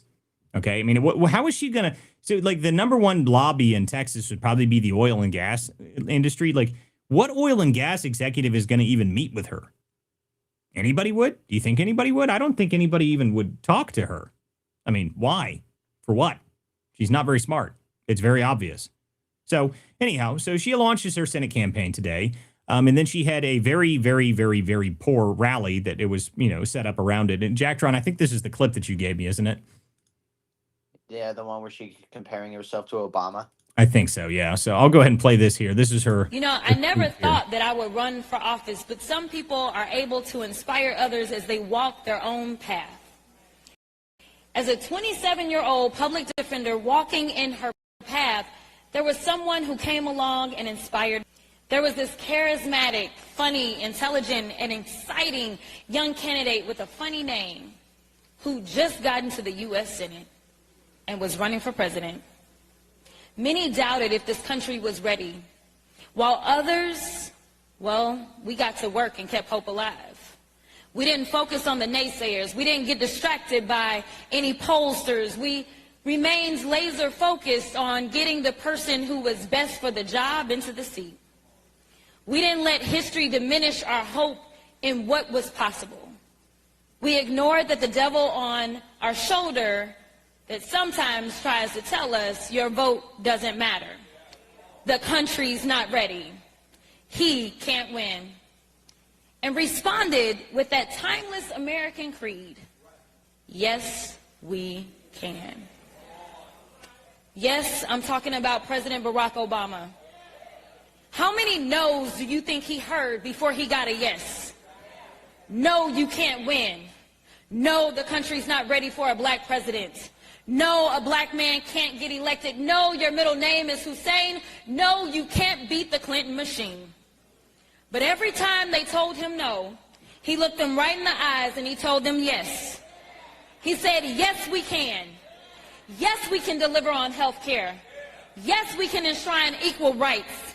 Yes, we can bring jobs back to America, create opportunities for all. And yes, we can save the economy after a Republican president sends it into the gutter. So there was her rant there, and she's beginning to talk about Barack Obama and ranting on all the things that he said, yes, he can. Now, I do love that she mentioned all of Obama's greatest hits, which are all complete and total catastrophes. I mean, what, hold on a minute here. He fixed health care. Are we going back to that now? Obama fixed health care? Did he? How's your health care doing now, guys? Just out of curiosity. Walter, not well. I'd say so. Walter, yes. Just came out in 2023, $21 billion Obamacare fraud exposed. Holy cow. That's why they had to borrow. That's why they had to borrow $15 billion. This is why they're freaking out and wanted that in the bill, the continuing resolution. This is a nightmare for them. Where did that come out of? Where's that at? Where's that at right now? Fox News, the GAO, CBO, CMS confirms major fraud in Obamacare, $21 billion. Other people are coming out, other news orgs are coming out now too. This is horrific. It just came out, or I just got it in my space at 10:31. Interesting. $21 billion just in 2023. Kind of wonder, where do you think that money went? Probably to illegal immigrants. I wouldn't be surprised. I mean, that's where it always goes right now. I mean, it's always illegal immigrants nowadays. So, I mean, that's not surprising. But $21 billion, this is the thing about Obamacare, like the ACA credits, why everyone's talking about it now is because they intentionally kept that out of the long-term effects of it. That's why they even passed it through in the first place. It would have never passed congressional budget if the long-term effects of it would have been pushed out and actually shown. They didn't do that, though. So, I mean, I don't know what exactly they're doing here. It looks like audio is not working for some reason. No, audio is working. Sorry. Someone said no audio, but it looks like it's working to me. Anyway, no, that's amazing, though. The $21 billion. And by the way, did we get an update on the Somali story? Did they actually increase that number? Because it was $1 billion at first, and then I saw a new number of $8 billion. Did that change? Does anyone know? I'll have to go ahead. The official number is going. Yeah, the official number is going up. They're expecting it to be around 8 billion, but they're already past 4 billion right now. I think it's going to be worse than that, and we're going to find out. It's not going to be just one or two states. I think the list that I seen about a year ago was 7 states were kind of doing something very similar. So I'm thinking that there's going to be a lot more states involved in almost the exact same thing. Probably like a copy and paste type of idea where they run that scam through the system. But yeah, the states are gonna find out real quick that Trump isn't playing around. This administration is finally gonna. I think they're finally at least going to give answers to us, right? Like, I hope people get arrested. I've already said I think the governor himself should be arrested. There's enough evidence out there. There's whistleblowers saying that he knew, his administration knew, and then allowed it to continue. So I don't know. It's frustrating, right? Because if me or you did it, we would definitely be going to jail or at least getting arrested. Listen, my favorite is Ilhan Omar, right? She's out here like, oh, the Somalis are also the ones that they've had a major negative effect from this. The Somali community is very upset about this, and I agree. They're probably furious that we found all their fraud. I guarantee you, they're furious. I'm sure that's probably very upsetting to them that you discovered all of their massive fraud that they've been committing for years. I'm sure it is. Let's not do that. Okay, we got a couple new speakers up here on stage. What is up, Greg Manns? Hey, how's it going? How you doing, buddy? Pretty good. I just wanted to highlight, we have the fraud that's already been happening, but Minnesota is about to approve this Paid Leave Act. And so, we're going to see a lot more fraud come out of there. And it's going to force a lot of small businesses to just pay people to just, not be working. So we're going to see fraud go up in Minnesota. Oh, yeah. I mean, listen, Tim Walz is seriously retarded, to quote the president there. I mean, he really is. But this is the problem when you have, a high school teacher that you put in charge of a massive economy. These people are morons, okay? The one thing that there's a bunch of people that are out here that are saying, oh my God, Trump's got a bunch of billionaires in office. They're like, oh my God, it's so horrible that there's all these titans of industry and hedge fund people and all these people that are in charge and are working for Trump. Guys, who do you want in charge? The honest question here. Who do you want in charge? Do you want people that have never managed, a popsicle stand and have never had any experience ever doing anything, running a multi-trillion dollar economy in a country? I mean, why would you want that? Like, I guess I don't understand. Like, wouldn't you want the people that maybe actually know how to run complicated, infrastructure and businesses and public and private stuff? Wouldn't you want those people in charge? I don't get it. Like, why would you want the bartender? Like, for someone like AOC, someone saying, "Oh, AOC is going to be president." Like, oh God, we are so screwed if that happens. Like, whose idea is that? Like, why would you like? What qualifications do you have? The same thing with Mamdani, right? Mamdani's a theater kid. I mean, okay. Listen, most of the Democrats are theater kids. Okay, that's pretty obvious. But at the same time, like, what makes you think that these are a good idea? What exactly? What about them is qualified to run a multi-trillion-dollar economy or anything at all? But that's what the Democrats want. For some reason, it's a negative thing when you're successful outside of politics. The only way you can be successful as a Democrat is you have to go into politics broke and leave worth tens of millions of dollars, and then you're considered a success. That's amazing. That reminds me, Walter, that I just was reading it. I don't know if this is new. I just looked at it. Anna Polino Luna was saying that Hakeem Jeffries is blocking the no stock trading for Congress or whatever, the bill that was to go on the floor. I don't know if that's accurate yet. I know maybe Southern probably knows, but yeah, I was thinking, true. like, why would he be blocking it? Yeah, it's true. Of course it is. Guys, really this is something, it's going to be very difficult to get that to pass through Congress. That is their grift. Okay, like that is the thing they've got. All right, I mean, I don't know how you're going to convince the Congress that is paying themselves by insider trading. I don't know how you're going to convince them to not do that. I mean, just go look at Unusual Whales. It's always pinned on his post. The account at Unusual Whales. Go look at that. This Congressional Stock Reading Report. Check out the Nancy Pelosi stock trader account as well. Yeah, I mean, Nancy Pelosi's always on there, but she's not even the worst one. Okay, like there's some people that beat the SPY, which is like the insider top people and hedge funds and stuff like that. Beat the SPY by like 20x. I mean, it's not even it's just laughable. People like it's so obvious. They're Republicans. Oh yeah, there's Republicans on there. Trader Brown. No, yeah, but listen, she's on there too. Okay, I think she's in the top 10. Okay, I got another speaker up here on stage. What is up, Michael Bernard? Hi, guys. Love the space. I just wanted to point out very highly that the opportunity that Minnesota and perhaps, like the other speaker said, the other states, which at this point could be Maine, could be Ohio, that the Somali fraud situation is in Minnesota. It is the number one best offensive narrative that we could dream of going into the midterms. I mean, very literally, if we can use that narrative in almost every district to put the Democrats on the defensive and say, look, if they're doing that in Minnesota, how do you not know that they're not doing this in Oklahoma? How do you not know that they're doing this everywhere else? And if we can get that, just that slightest edge of a doubt in any of the Romney 7% of people that, the persuadables, if you think back to 2012, what he was saying with that, it gives us a very good advantage that we need to take every bit of.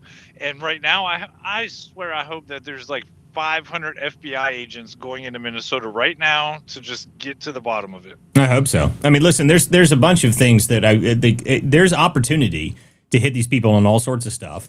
But unfortunately, we've also got, morons on the Republican side that are, they're just the worst. OK, and I'll play this clip here just because this is directly on cue for what you're talking about here. It is. I agree with you. It is one of the greatest narratives that we would have to be able to hit them on. Okay, we've got a bunch of stuff we can hit them on. Okay, there's a bunch of stuff we can hit them on. But how are we supposed to do that when we've got idiots like John Curtis out here, this freaking moron senator from Utah? Listen to this. Just on specifically what's happening in Minnesota and the Somali community, President Trump is ramping up his attacks against Somali immigrants. He said this week they are garbage and that he doesn't want them in the country and they should go back to where they came from. Now, after Charlie Kirk was in your state, everybody talked turning down the rhetoric. Full stop. Yeah. So listen, I've learned, sadly, I can't control anybody but me. Right. And the best thing I can do is set my example. And I think all of us need to wake up every morning, look in the mirror and say, what are we doing? What am I doing specifically today to make this country a better country, to make all of our immigrants feel more welcome? That's what we've always had. And I think if more of us would do that, it would matter less what individual said. Right. But as you know, he's not just an individual. So there you go.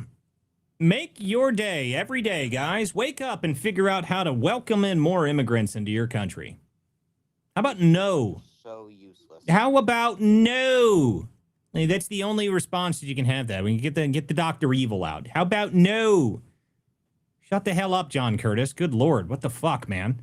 Most ridiculous. Like, I have no idea what this guy's doing. I mean, my immediate response to that was, well, great, John Curtis, because now I'm going to wake up every morning thinking about how to deport your useless ass from Congress. How's that? What the fuck, man? This is the most obnoxious thing in the world.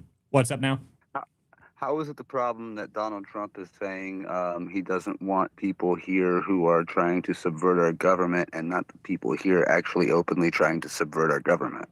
Listen, it was just an amazing comment from him all around. I mean, just one, what the hell does immigrants have to do with the rhetoric around Charlie Kirk's assassination? Like, it's not even related. Like, it's completely unrelated comment, but you just like, oh, how can I want to wake up every morning and figure out how to make immigrants feel more welcome in this country? I don't. You know, in fact, what I do every morning is think about how can we get more of them out of the country faster. I keep trying to pitch this idea of the cruise ships. I mean, I've talked about this a number of times on the show. If you guys never heard me talking about it, listen, we could have all-inclusive cruise ships, one-way tickets. They get to drink the whole way back, and then when they get there, wherever the hell it is, goodbye. Cruise is over. Get the fuck off the boat. I mean, these are the things we should be doing. But this guy, oh, how can we make them more welcome? Like, why would we want more? I mean, I don't understand. Like the entire message right now is, let's get them out of the country and let's have less immigration overall. The Trump is ending third world immigration totally. Okay, we're trying to deport as many people as possible. We're talking about alligator Alcatraz. I mean, we're talking about throwing illegal immigrants into snake pits. Like, I mean, you're completely on the opposite message of this, John Curtis. You're an idiot. You're just complete idiot. And these people like John Curtis, that's the moron rhinos we have to deal with, people. These are the people that are hamstringing this agenda. I guarantee it. Okay, you think that guy right there isn't 100% one of the people that's actually hamstringing the agenda? That's one of them. Okay, every single one of those people that talk like that. Shut up, John Curtis. Good Lord, man. Get out of office. Retire. Go home. No one likes you. At least I don't. Good Lord. Okay. Let's see here. I have a couple requests from other people that come up here on stage. You guys are welcome to come up here and say something. If there's another other person that showed up here. What is up, Danielle? Going once? Okay. No, Danielle. Go ahead, Southern. Just to add to the $21 billion on the Obamacare, it went to 58,000 dead people. So they're able to trace it. So of course it did. This is unbelievable. Of course it did. $21 billion in 1 year. Of course it did. No, why wouldn't it? But just why not? I mean, of course it did. Okay, I mean, this is everywhere. Every part of our government is full of this stuff. I mean, this is the same sort of thing like when Elon Musk, when he was in Doge, right? The look on his face when he was sitting there describing the 7 million people on Social Security numbers that are still active, even though those people they're like 148 years old, and some people weren't even born yet. Did you guys catch that one too? There was a few people that hadn't even been born yet. Like, the look on his face, it's the same face I think every single time someone describes what's going on in our government right now. It's like we've had the incompetent people in charge in D.C. for so long that things are just, no one has any idea what's going on. Okay, the dead people on Medicare, this is just amazing. Go ahead, Jeff. I just want to meet the 360-year-old person that's still on Social Security and the $89 million that they spend for Social Security to people in Ukraine, and the $6 billion they accidentally sent to Ukraine instead of helping out the people in North Carolina. Listen, guys, the amount of money that we send all over the place, like the Trump many years ago, I don't know if you guys have ever seen this tweet. And this is a tweet of saying, he said, I think it was in like 2011.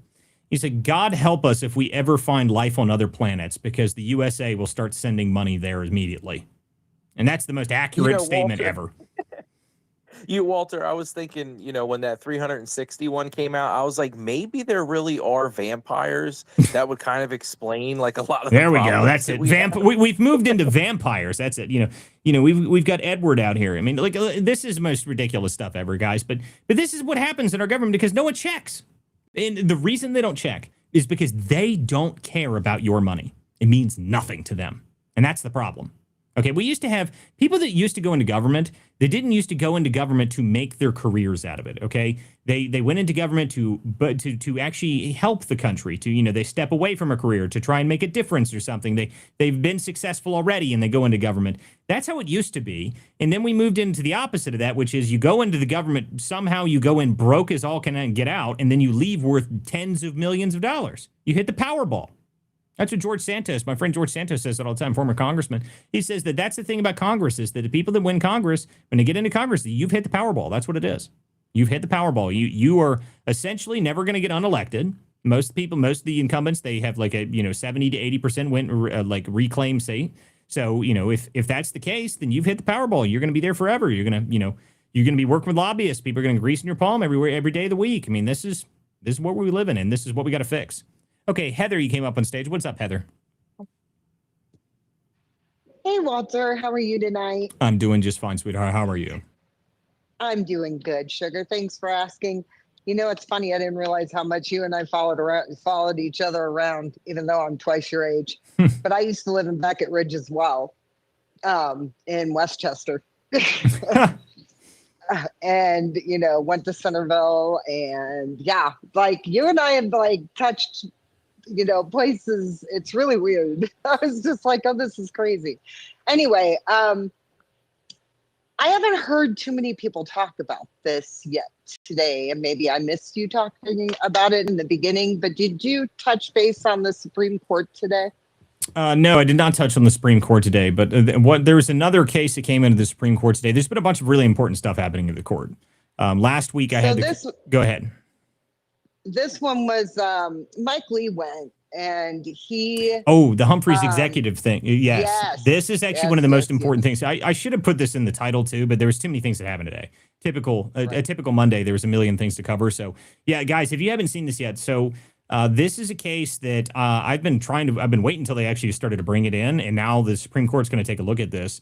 Humphrey's executor, this is the name of the case that they're going to take a look at. This is essentially what controls the federal bureaucracy, where it came from. It limited the power of the president to be able to control the fourth branch of government. Now, if they overturn this is going to be... So Chevron deference, if those don't know what that is, Chevron deference was the 1980s opinion that essentially allowed government regulations to set their own regulations if the laws themselves were ambiguous. Okay, so that's where, from the 1980s, after that happened, the deferment to Chevron deference, that's what it was. That's why it's called deference. So it was a case decided on Chevron, and they would just defer to the agency's expert opinion on things. So that was the reason that was moved forward. And that's what grew the regulations, right? But Humphrey's executor is actually even more important than that. It's essentially where you got all these independent agencies from, where they've got this ability where the president can't fire people because of whatever the reason is. I mean, this is where the fourth branch of government has come from. This is where the entire fourth branch, the entire bureaucracy, it all came from that. It originates there. And if you overturn that is easily another one of the number one case. I mean, guys, we've had some of the craziest cases come through the Supreme Court in the past couple of years. Like, I don't think people realize how important some of these things are. Chevron deference, I argued, was one of the most important Supreme Court cases to be overturned in the past 50 to 60 years. I thought it was way bigger than Roe v. Wade, even though everyone wants to talk about abortion. But the reality is it doesn't have any real effect on the country. Chevron deference did. Chevron deference definitely did. And there's been a bunch of cases that have moved forward as a result of that. Humphrey's executor is going to be the same sort of way. If they overturn that, Trump can gut the federal bureaucracy, can gut it. I mean, just destroy it. And I think it should happen. Okay. I mean, the reality is that the power of the executive branch is rooted in the president. Okay. There shouldn't be, I've always thought it was so stupid, the idea that we have independent agencies. So what exactly does that mean when you say independent agency, right? So you're not accountable to Congress because you're in the executive branch, but you're not also accountable to the president, right? So you know what that really sounds like to me? It sounds like you're not accountable to voters. That's what it sounds like to me. Okay, if you're an independent agency, who's in charge? Who gets to manage that? I mean, sure, you every now and then you rotate out the unbiased opinion board or whatever the hell it is that's in charge of it, but that's not really independent, is it? It sounds to me like they just hang out there and they do whatever the hell they want and they have no accountability to the voters. I don't like that. I've never liked that. I thought that was a very, very, very poor decision that's been existed in this country for many, many years. So I would love to see it get overturned. It would be a huge change if we did. What departments are you talking about for that? What now? What departments are you talking about? That would be every department. I mean, every federal agency is underneath Humphrey's executive. The SES employees, people that they say that it's nearly impossible to fire government employees, like certain ones, okay, because of certain protections that have been set up and stuff like that. And the independent agencies would be things like the FCC, the FBI is supposedly supposed to be independent as well. All of these things they claim they're independent agencies, but they're not. Okay, they're just whoever lives in DC and whoever managed to control the bureaucracy till everybody dies that's in charge of those, and then they rotate new people in. That's how it works. So all the people that are in these agencies, by the way, most of these are Obama people. Okay, Obama staffed the first, third, and fourth level of every single one of these agencies. So that's where a lot of these people are still fighting against Trump at every step of the way. It sounds just like a bunch of fighting and then not actually having a solution, though. No, they just don't want to do what the president wants to do. Okay, so this is the unaccountable bureaucratic class, the people that are just the entrenched elite bureaucracy that has been there forever, and they expect that eventually Trump will go away, and then they'll get to go back to doing what they were doing. That's what this is. Okay, I brought up another speaker. Go ahead, Keon. Real quick. One of the big things about that one is that, like, in order to terminate a federal employee, depending on like where they work at and what their job is, I want to make this clear to people. There are some federal employees that it is nearly impossible to remove. And that's kind of where this isn't. If they side on the Article 2 powers, then you don't have to come up with a reason. You don't have to come up with an excuse. You don't have to do any fancy paperwork. It's just simply it'll become an at-will federal government, which is what it should have been, right? You shouldn't have people that are like locked into jobs. And that's going to be, I think, the biggest thing that you're going to see if this moves in that direction. You're going to see a lot of people that'll just simply not do their job and they will be fired the next day. It's not going to be, there's going to be no appealing it. There's going to be no arguing about it. That's you right. just won't have a job. Yeah, I mean, that's exactly right. And that's what needs to happen. So if they overturn it, it's going to be a major change in this country. Like, no question. I mean, it's another one of those cases that's going to be one of the most important things that, could happen. This Trump, by really changing around the federal judiciary in his first term. Guys, if we hadn't had Trump's first term and we hadn't got the Supreme Court that we have right now, we would never have made it this far. We would have never made it this far. The things that have changed as a result of that are astronomical. I mean, it is unbelievable the things that have changed as a result of that. I think a lot of it's starting with big departments that aren't even in the government, though. So, okay, go ahead, Heather. You guys, if you're going to talk, try and do one at a time. You got to remember this show is not necessarily a space, so keep your hand up because this is a show that's broadcast on multiple different platforms. By the way, guys, share this space out, share the link out. If you guys have a comment, you can always put a comment down below. I do read the comments throughout the show, and you guys can always come up here and request to speak on the show if you'd like to, and I will bring you up and you can ask whatever you want. So go ahead, Heather, and then I'm going to get to Nighthawk. Sorry, real quick. What's her name? Ketanji Brown Jackson. She herself. Her name is Full Stop Jackie, just to be very clear. Jackie. Yes, thank you. Jackie. It's a lot easier. Jackie outdid herself today and asked, I think she's really outdone herself out of all the things I can think that she's actually come up with. Today, the question she presented was, why does the president get to control everything? You seriously can't make this up. Why does the president get to control everything? I don't know. Maybe we vote for him? Full stop, Jackie, Literally. people. I mean, listen. Okay, so that's not as bad though. Okay, so like the guys, if you guys don't know why I call her Full Stop Jackie, if you were not aware of this, in one of her cases not long ago, she in the Supreme Court record that will be written and remembered for all of American history from here forward, she literally wrote hyphen full stop, and then she started talking about aliens. I'm not joking. This is real. I mean, I've got a whole article on it. You can go read it. I mean, just go to my page, go to my articles. Full stop, Jackie. This woman is. I am amazed the low level of IQ people we have put in very important positions in this country. It shocks me every day. It shocks me every day. Like, this is the woman that couldn't understand what a woman was, couldn't define it because she's not a biologist. But, holy shit, people. We are so screwed if these people stay in charge. Go ahead, Nighthawk. Yeah, can you hear me? I can hear you. Yeah, so there's two things real quick. One is kind of an announcement. Indiana Senate Committee has passed a new redistricting map. So once that can pass Senate and sign off by Braun, we should have 2 more seats. Excellent. The second thing I was wanting to point out here, I saw on Fox News, a 2026 National Defense Authorization Act to limit the Pentagon from going below troop levels in Europe and South Korea.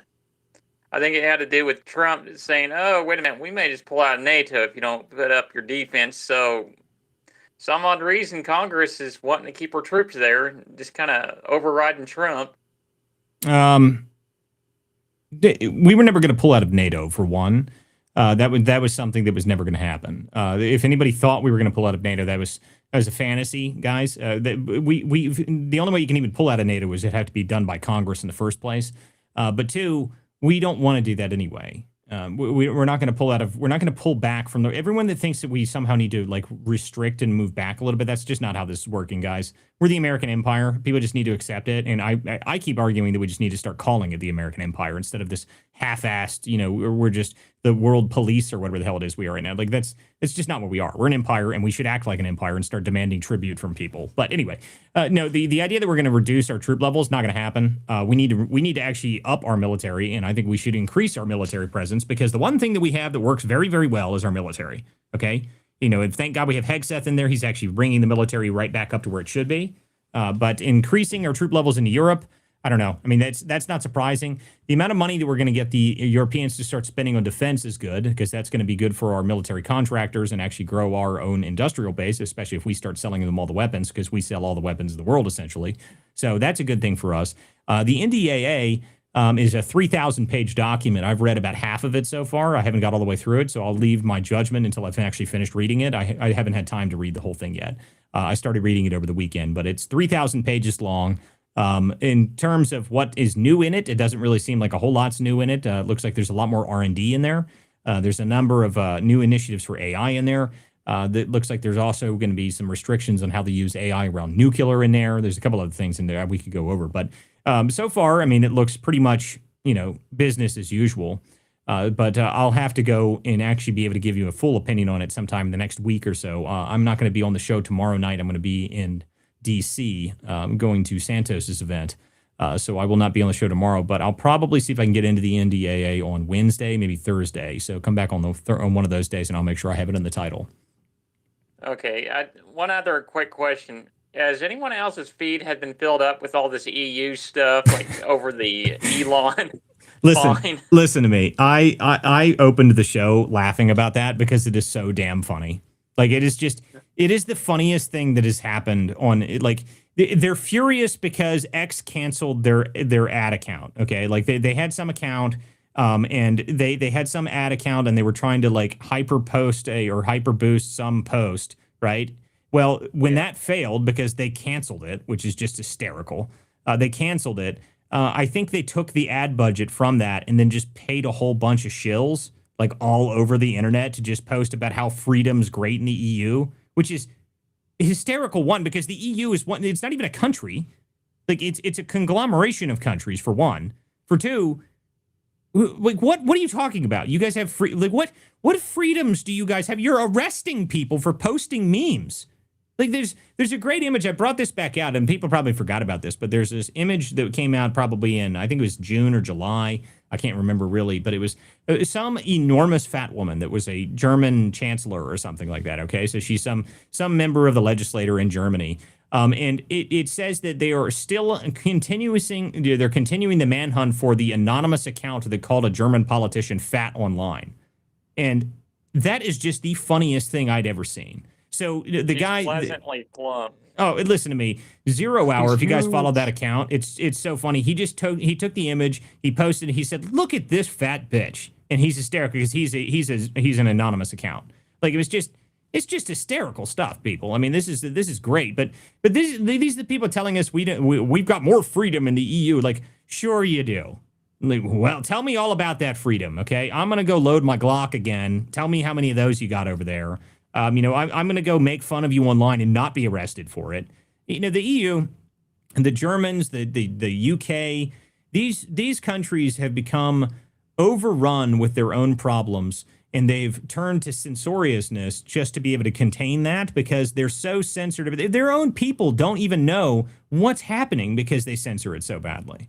I mean, there's... Well, the thing... Go ahead. I was going to say, I saw that one Royal Marine guy. He got cleared by the jury of this case related to calling out an illegal immigrant, and then they gave him like a sex offender listing. Of course they did. I mean, these are the people that like they oh my God, our countries we're doing great over here. Are you? Are you sure? It doesn't look like it to me. I mean, I'm not like I don't know. I'm not an expert on the UK or any of the European countries, but it kind of looks like you're a giant pile of shit. I mean, I'm just going to call it how I see it. It looks like your countries are declining rapidly. You don't even have a military. If it wasn't for us, you guys would have been invaded and taken over by a small, Ethiopian country at this point. I think people could invade the UK now and take you over with sticks. I mean, I don't think you have anything.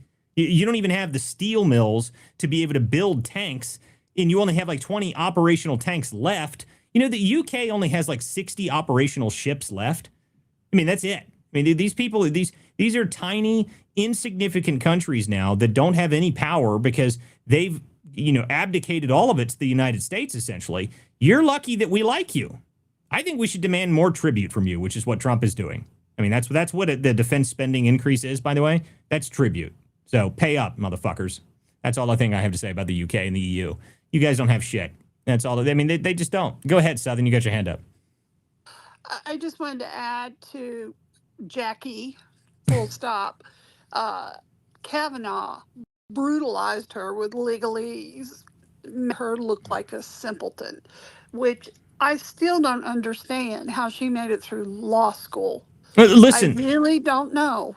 So I'll have to read Kavanaugh's newest legalese on this because if you guys missed Barrett's opinion last time on one of the cases that they had, she chastised Jackie for the first 3 or 4 paragraphs of it, and it was hysterical.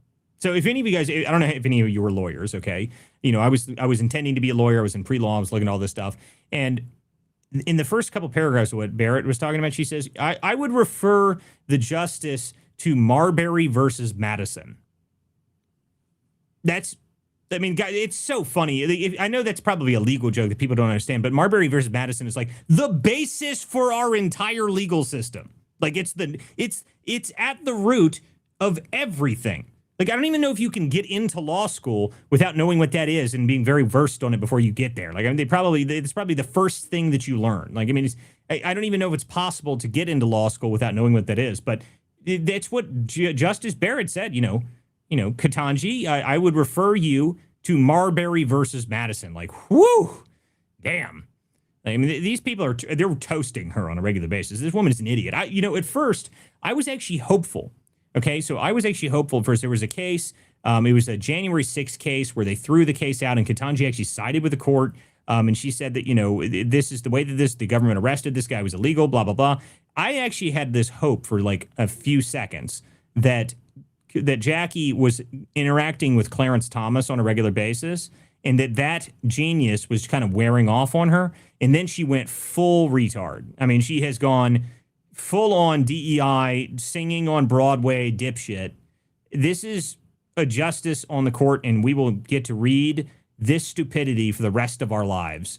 I mean, she's going to be on there for 20 years, 30 years at this point. So this is going to be an endless stream of stupidity out of the court for the next, however long she lives. My God. Are we Just sure because she's you going to be have a on there for college 20 to 30 years? Or because pretty sure that Biden's auto pen got negated for everything that it did. Yeah, guys, that's not going to happen. If you guys think they're going to be able to undo things that happen through the legislators because of the auto pen signing it, that's a pipe dream, baby. That's not going to happen. I would love to see it happen, but I don't think so, guys. Anything that was confirmed through the Senate, through the House, those sort of things, any executive action, I agree. The pardons, I think they're going to have to take a look at them, okay? Like the idea that we can have preemptive pardons in this country for crimes that you may or may not have committed, I think that's insane. I think if you don't actually address that by the court, that you're going to incentivize illegal behavior within every executive branch from here forward, and that every administration will then pardon their entire administration as they go out the door.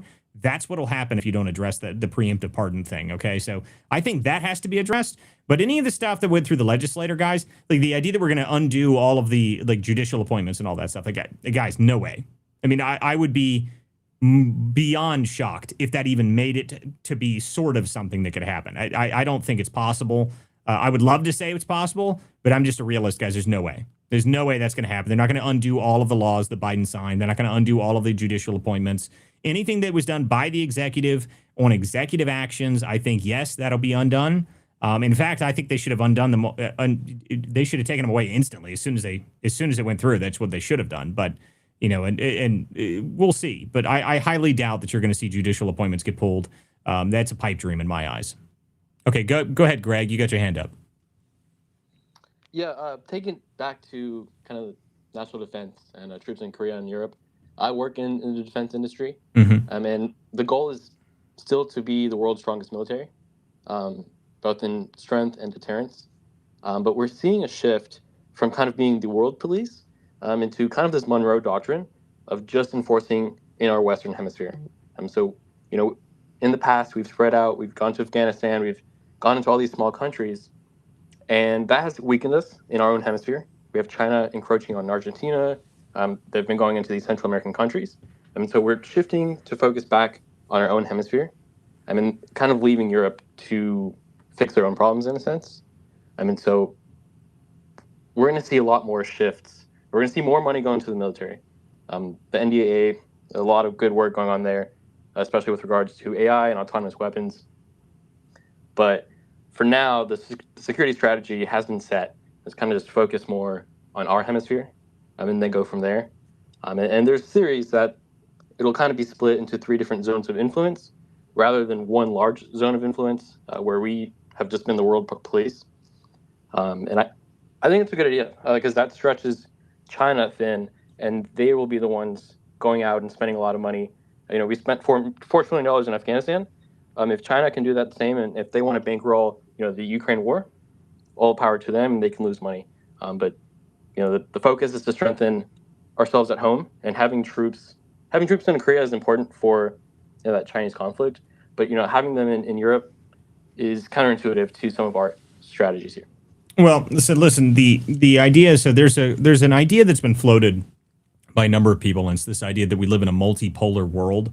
That we're going to start shifting into this idea that we live in a multipolar world. I kind of reject it, to be honest with you, and mostly because I don't see the United States willing to be able to move backwards in any way against China. If you want to expand with our military, my guess is that we'll focus in areas that we've been unfocused on, and now we're going to be expanded everywhere. I mean, at this point now, we've already shown our dominance over in the Middle East, okay? We wiped out Fordo in one day with one single strike with bombs that were designed, 15 years ago by 2 dudes living in the Pentagon. We proved that structure was meaningless to us, and we blew that thing out of the water instantly, okay? We've proven dominance in the Middle East. The Israelis, all you have to do is just tell them not to, okay, you guys can kill everybody, and then they just kill everyone. I mean, they just keep going, and they fly drones through windows and blow things up in people's houses, like, okay? So we've got the Israelis over there, and we'll just let them off if we need to, so don't screw around over there.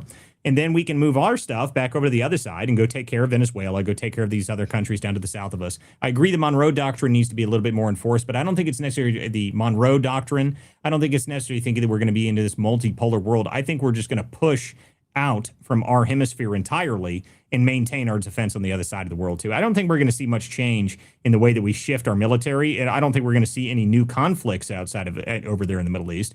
The problem I think that people have in the United States is that the one problem we have is the idea of the forever war. Everyone hates that idea, and no one wants a forever war where we get nothing for it and we just, send people over there to die, or we just, spend tons of money and do nothing, get nothing out of it.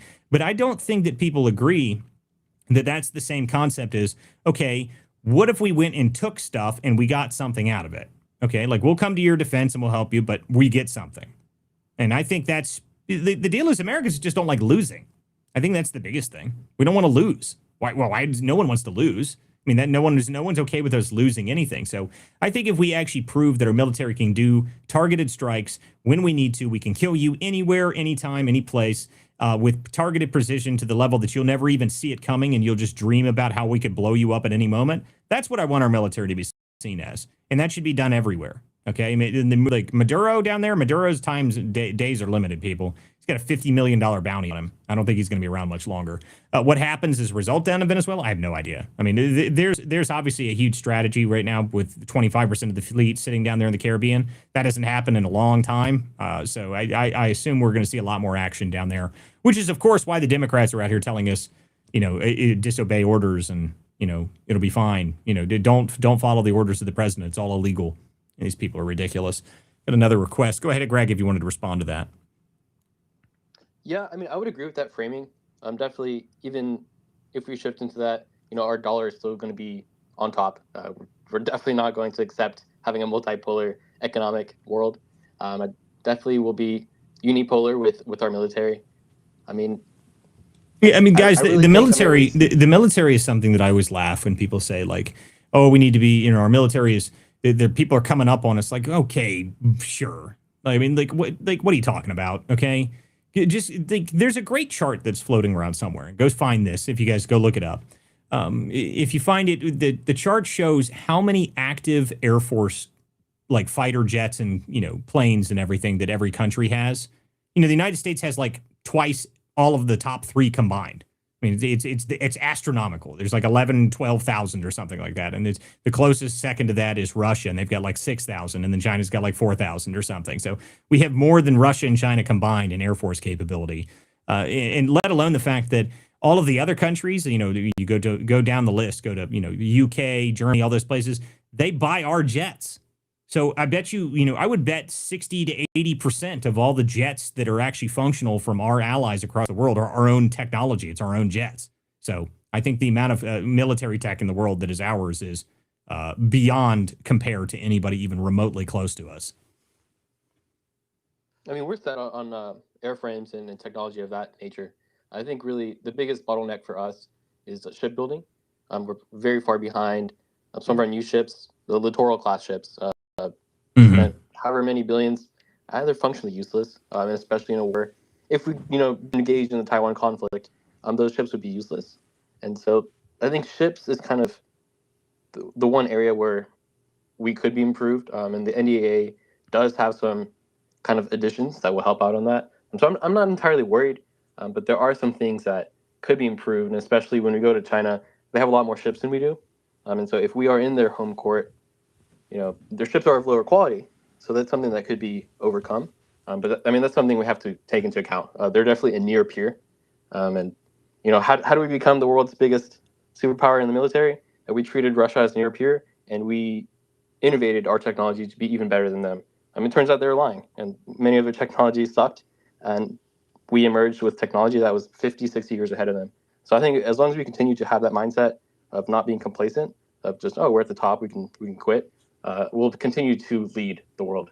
Yeah, I mean, I agree with that. I mean, to me, the ship issue and for the Chinese, yeah, they have lots of ships and whatnot, but I think that one of our attack subs could sink 80 of their ships. I mean, that's pretty much accurate at this point. But the deal is that, you don't want to have any scenario where the deal is that the Chinese have something that we don't have, which is just raw numbers. Okay, like they can just raw numbers, just general like material. They have significantly more of it. We have extremely advanced weaponry. Okay, people aren't even close to us. Like in advanced weaponry, that no one's even close to the F-35. That thing has shown its dominance in the 12-day war. The Israelis were refueling over top of Iranian airspace. Like they couldn't do anything to them. There was nothing they could do at all. So, I'm just sitting here thinking about it as, if we ever got into a hot conflict, entire air defense. I'm sorry, They knocked out their entire. Yeah, I know. defense. Yeah, we knocked out their entire air defense. Yeah, but the deal is, to me, is that if you think about it, the way that the problem would end would be if we run out of advanced weaponry. I mean, we're shooting $1 million missiles, and if they send a bunch of really, really cheap missiles, maybe that doesn't work out for us.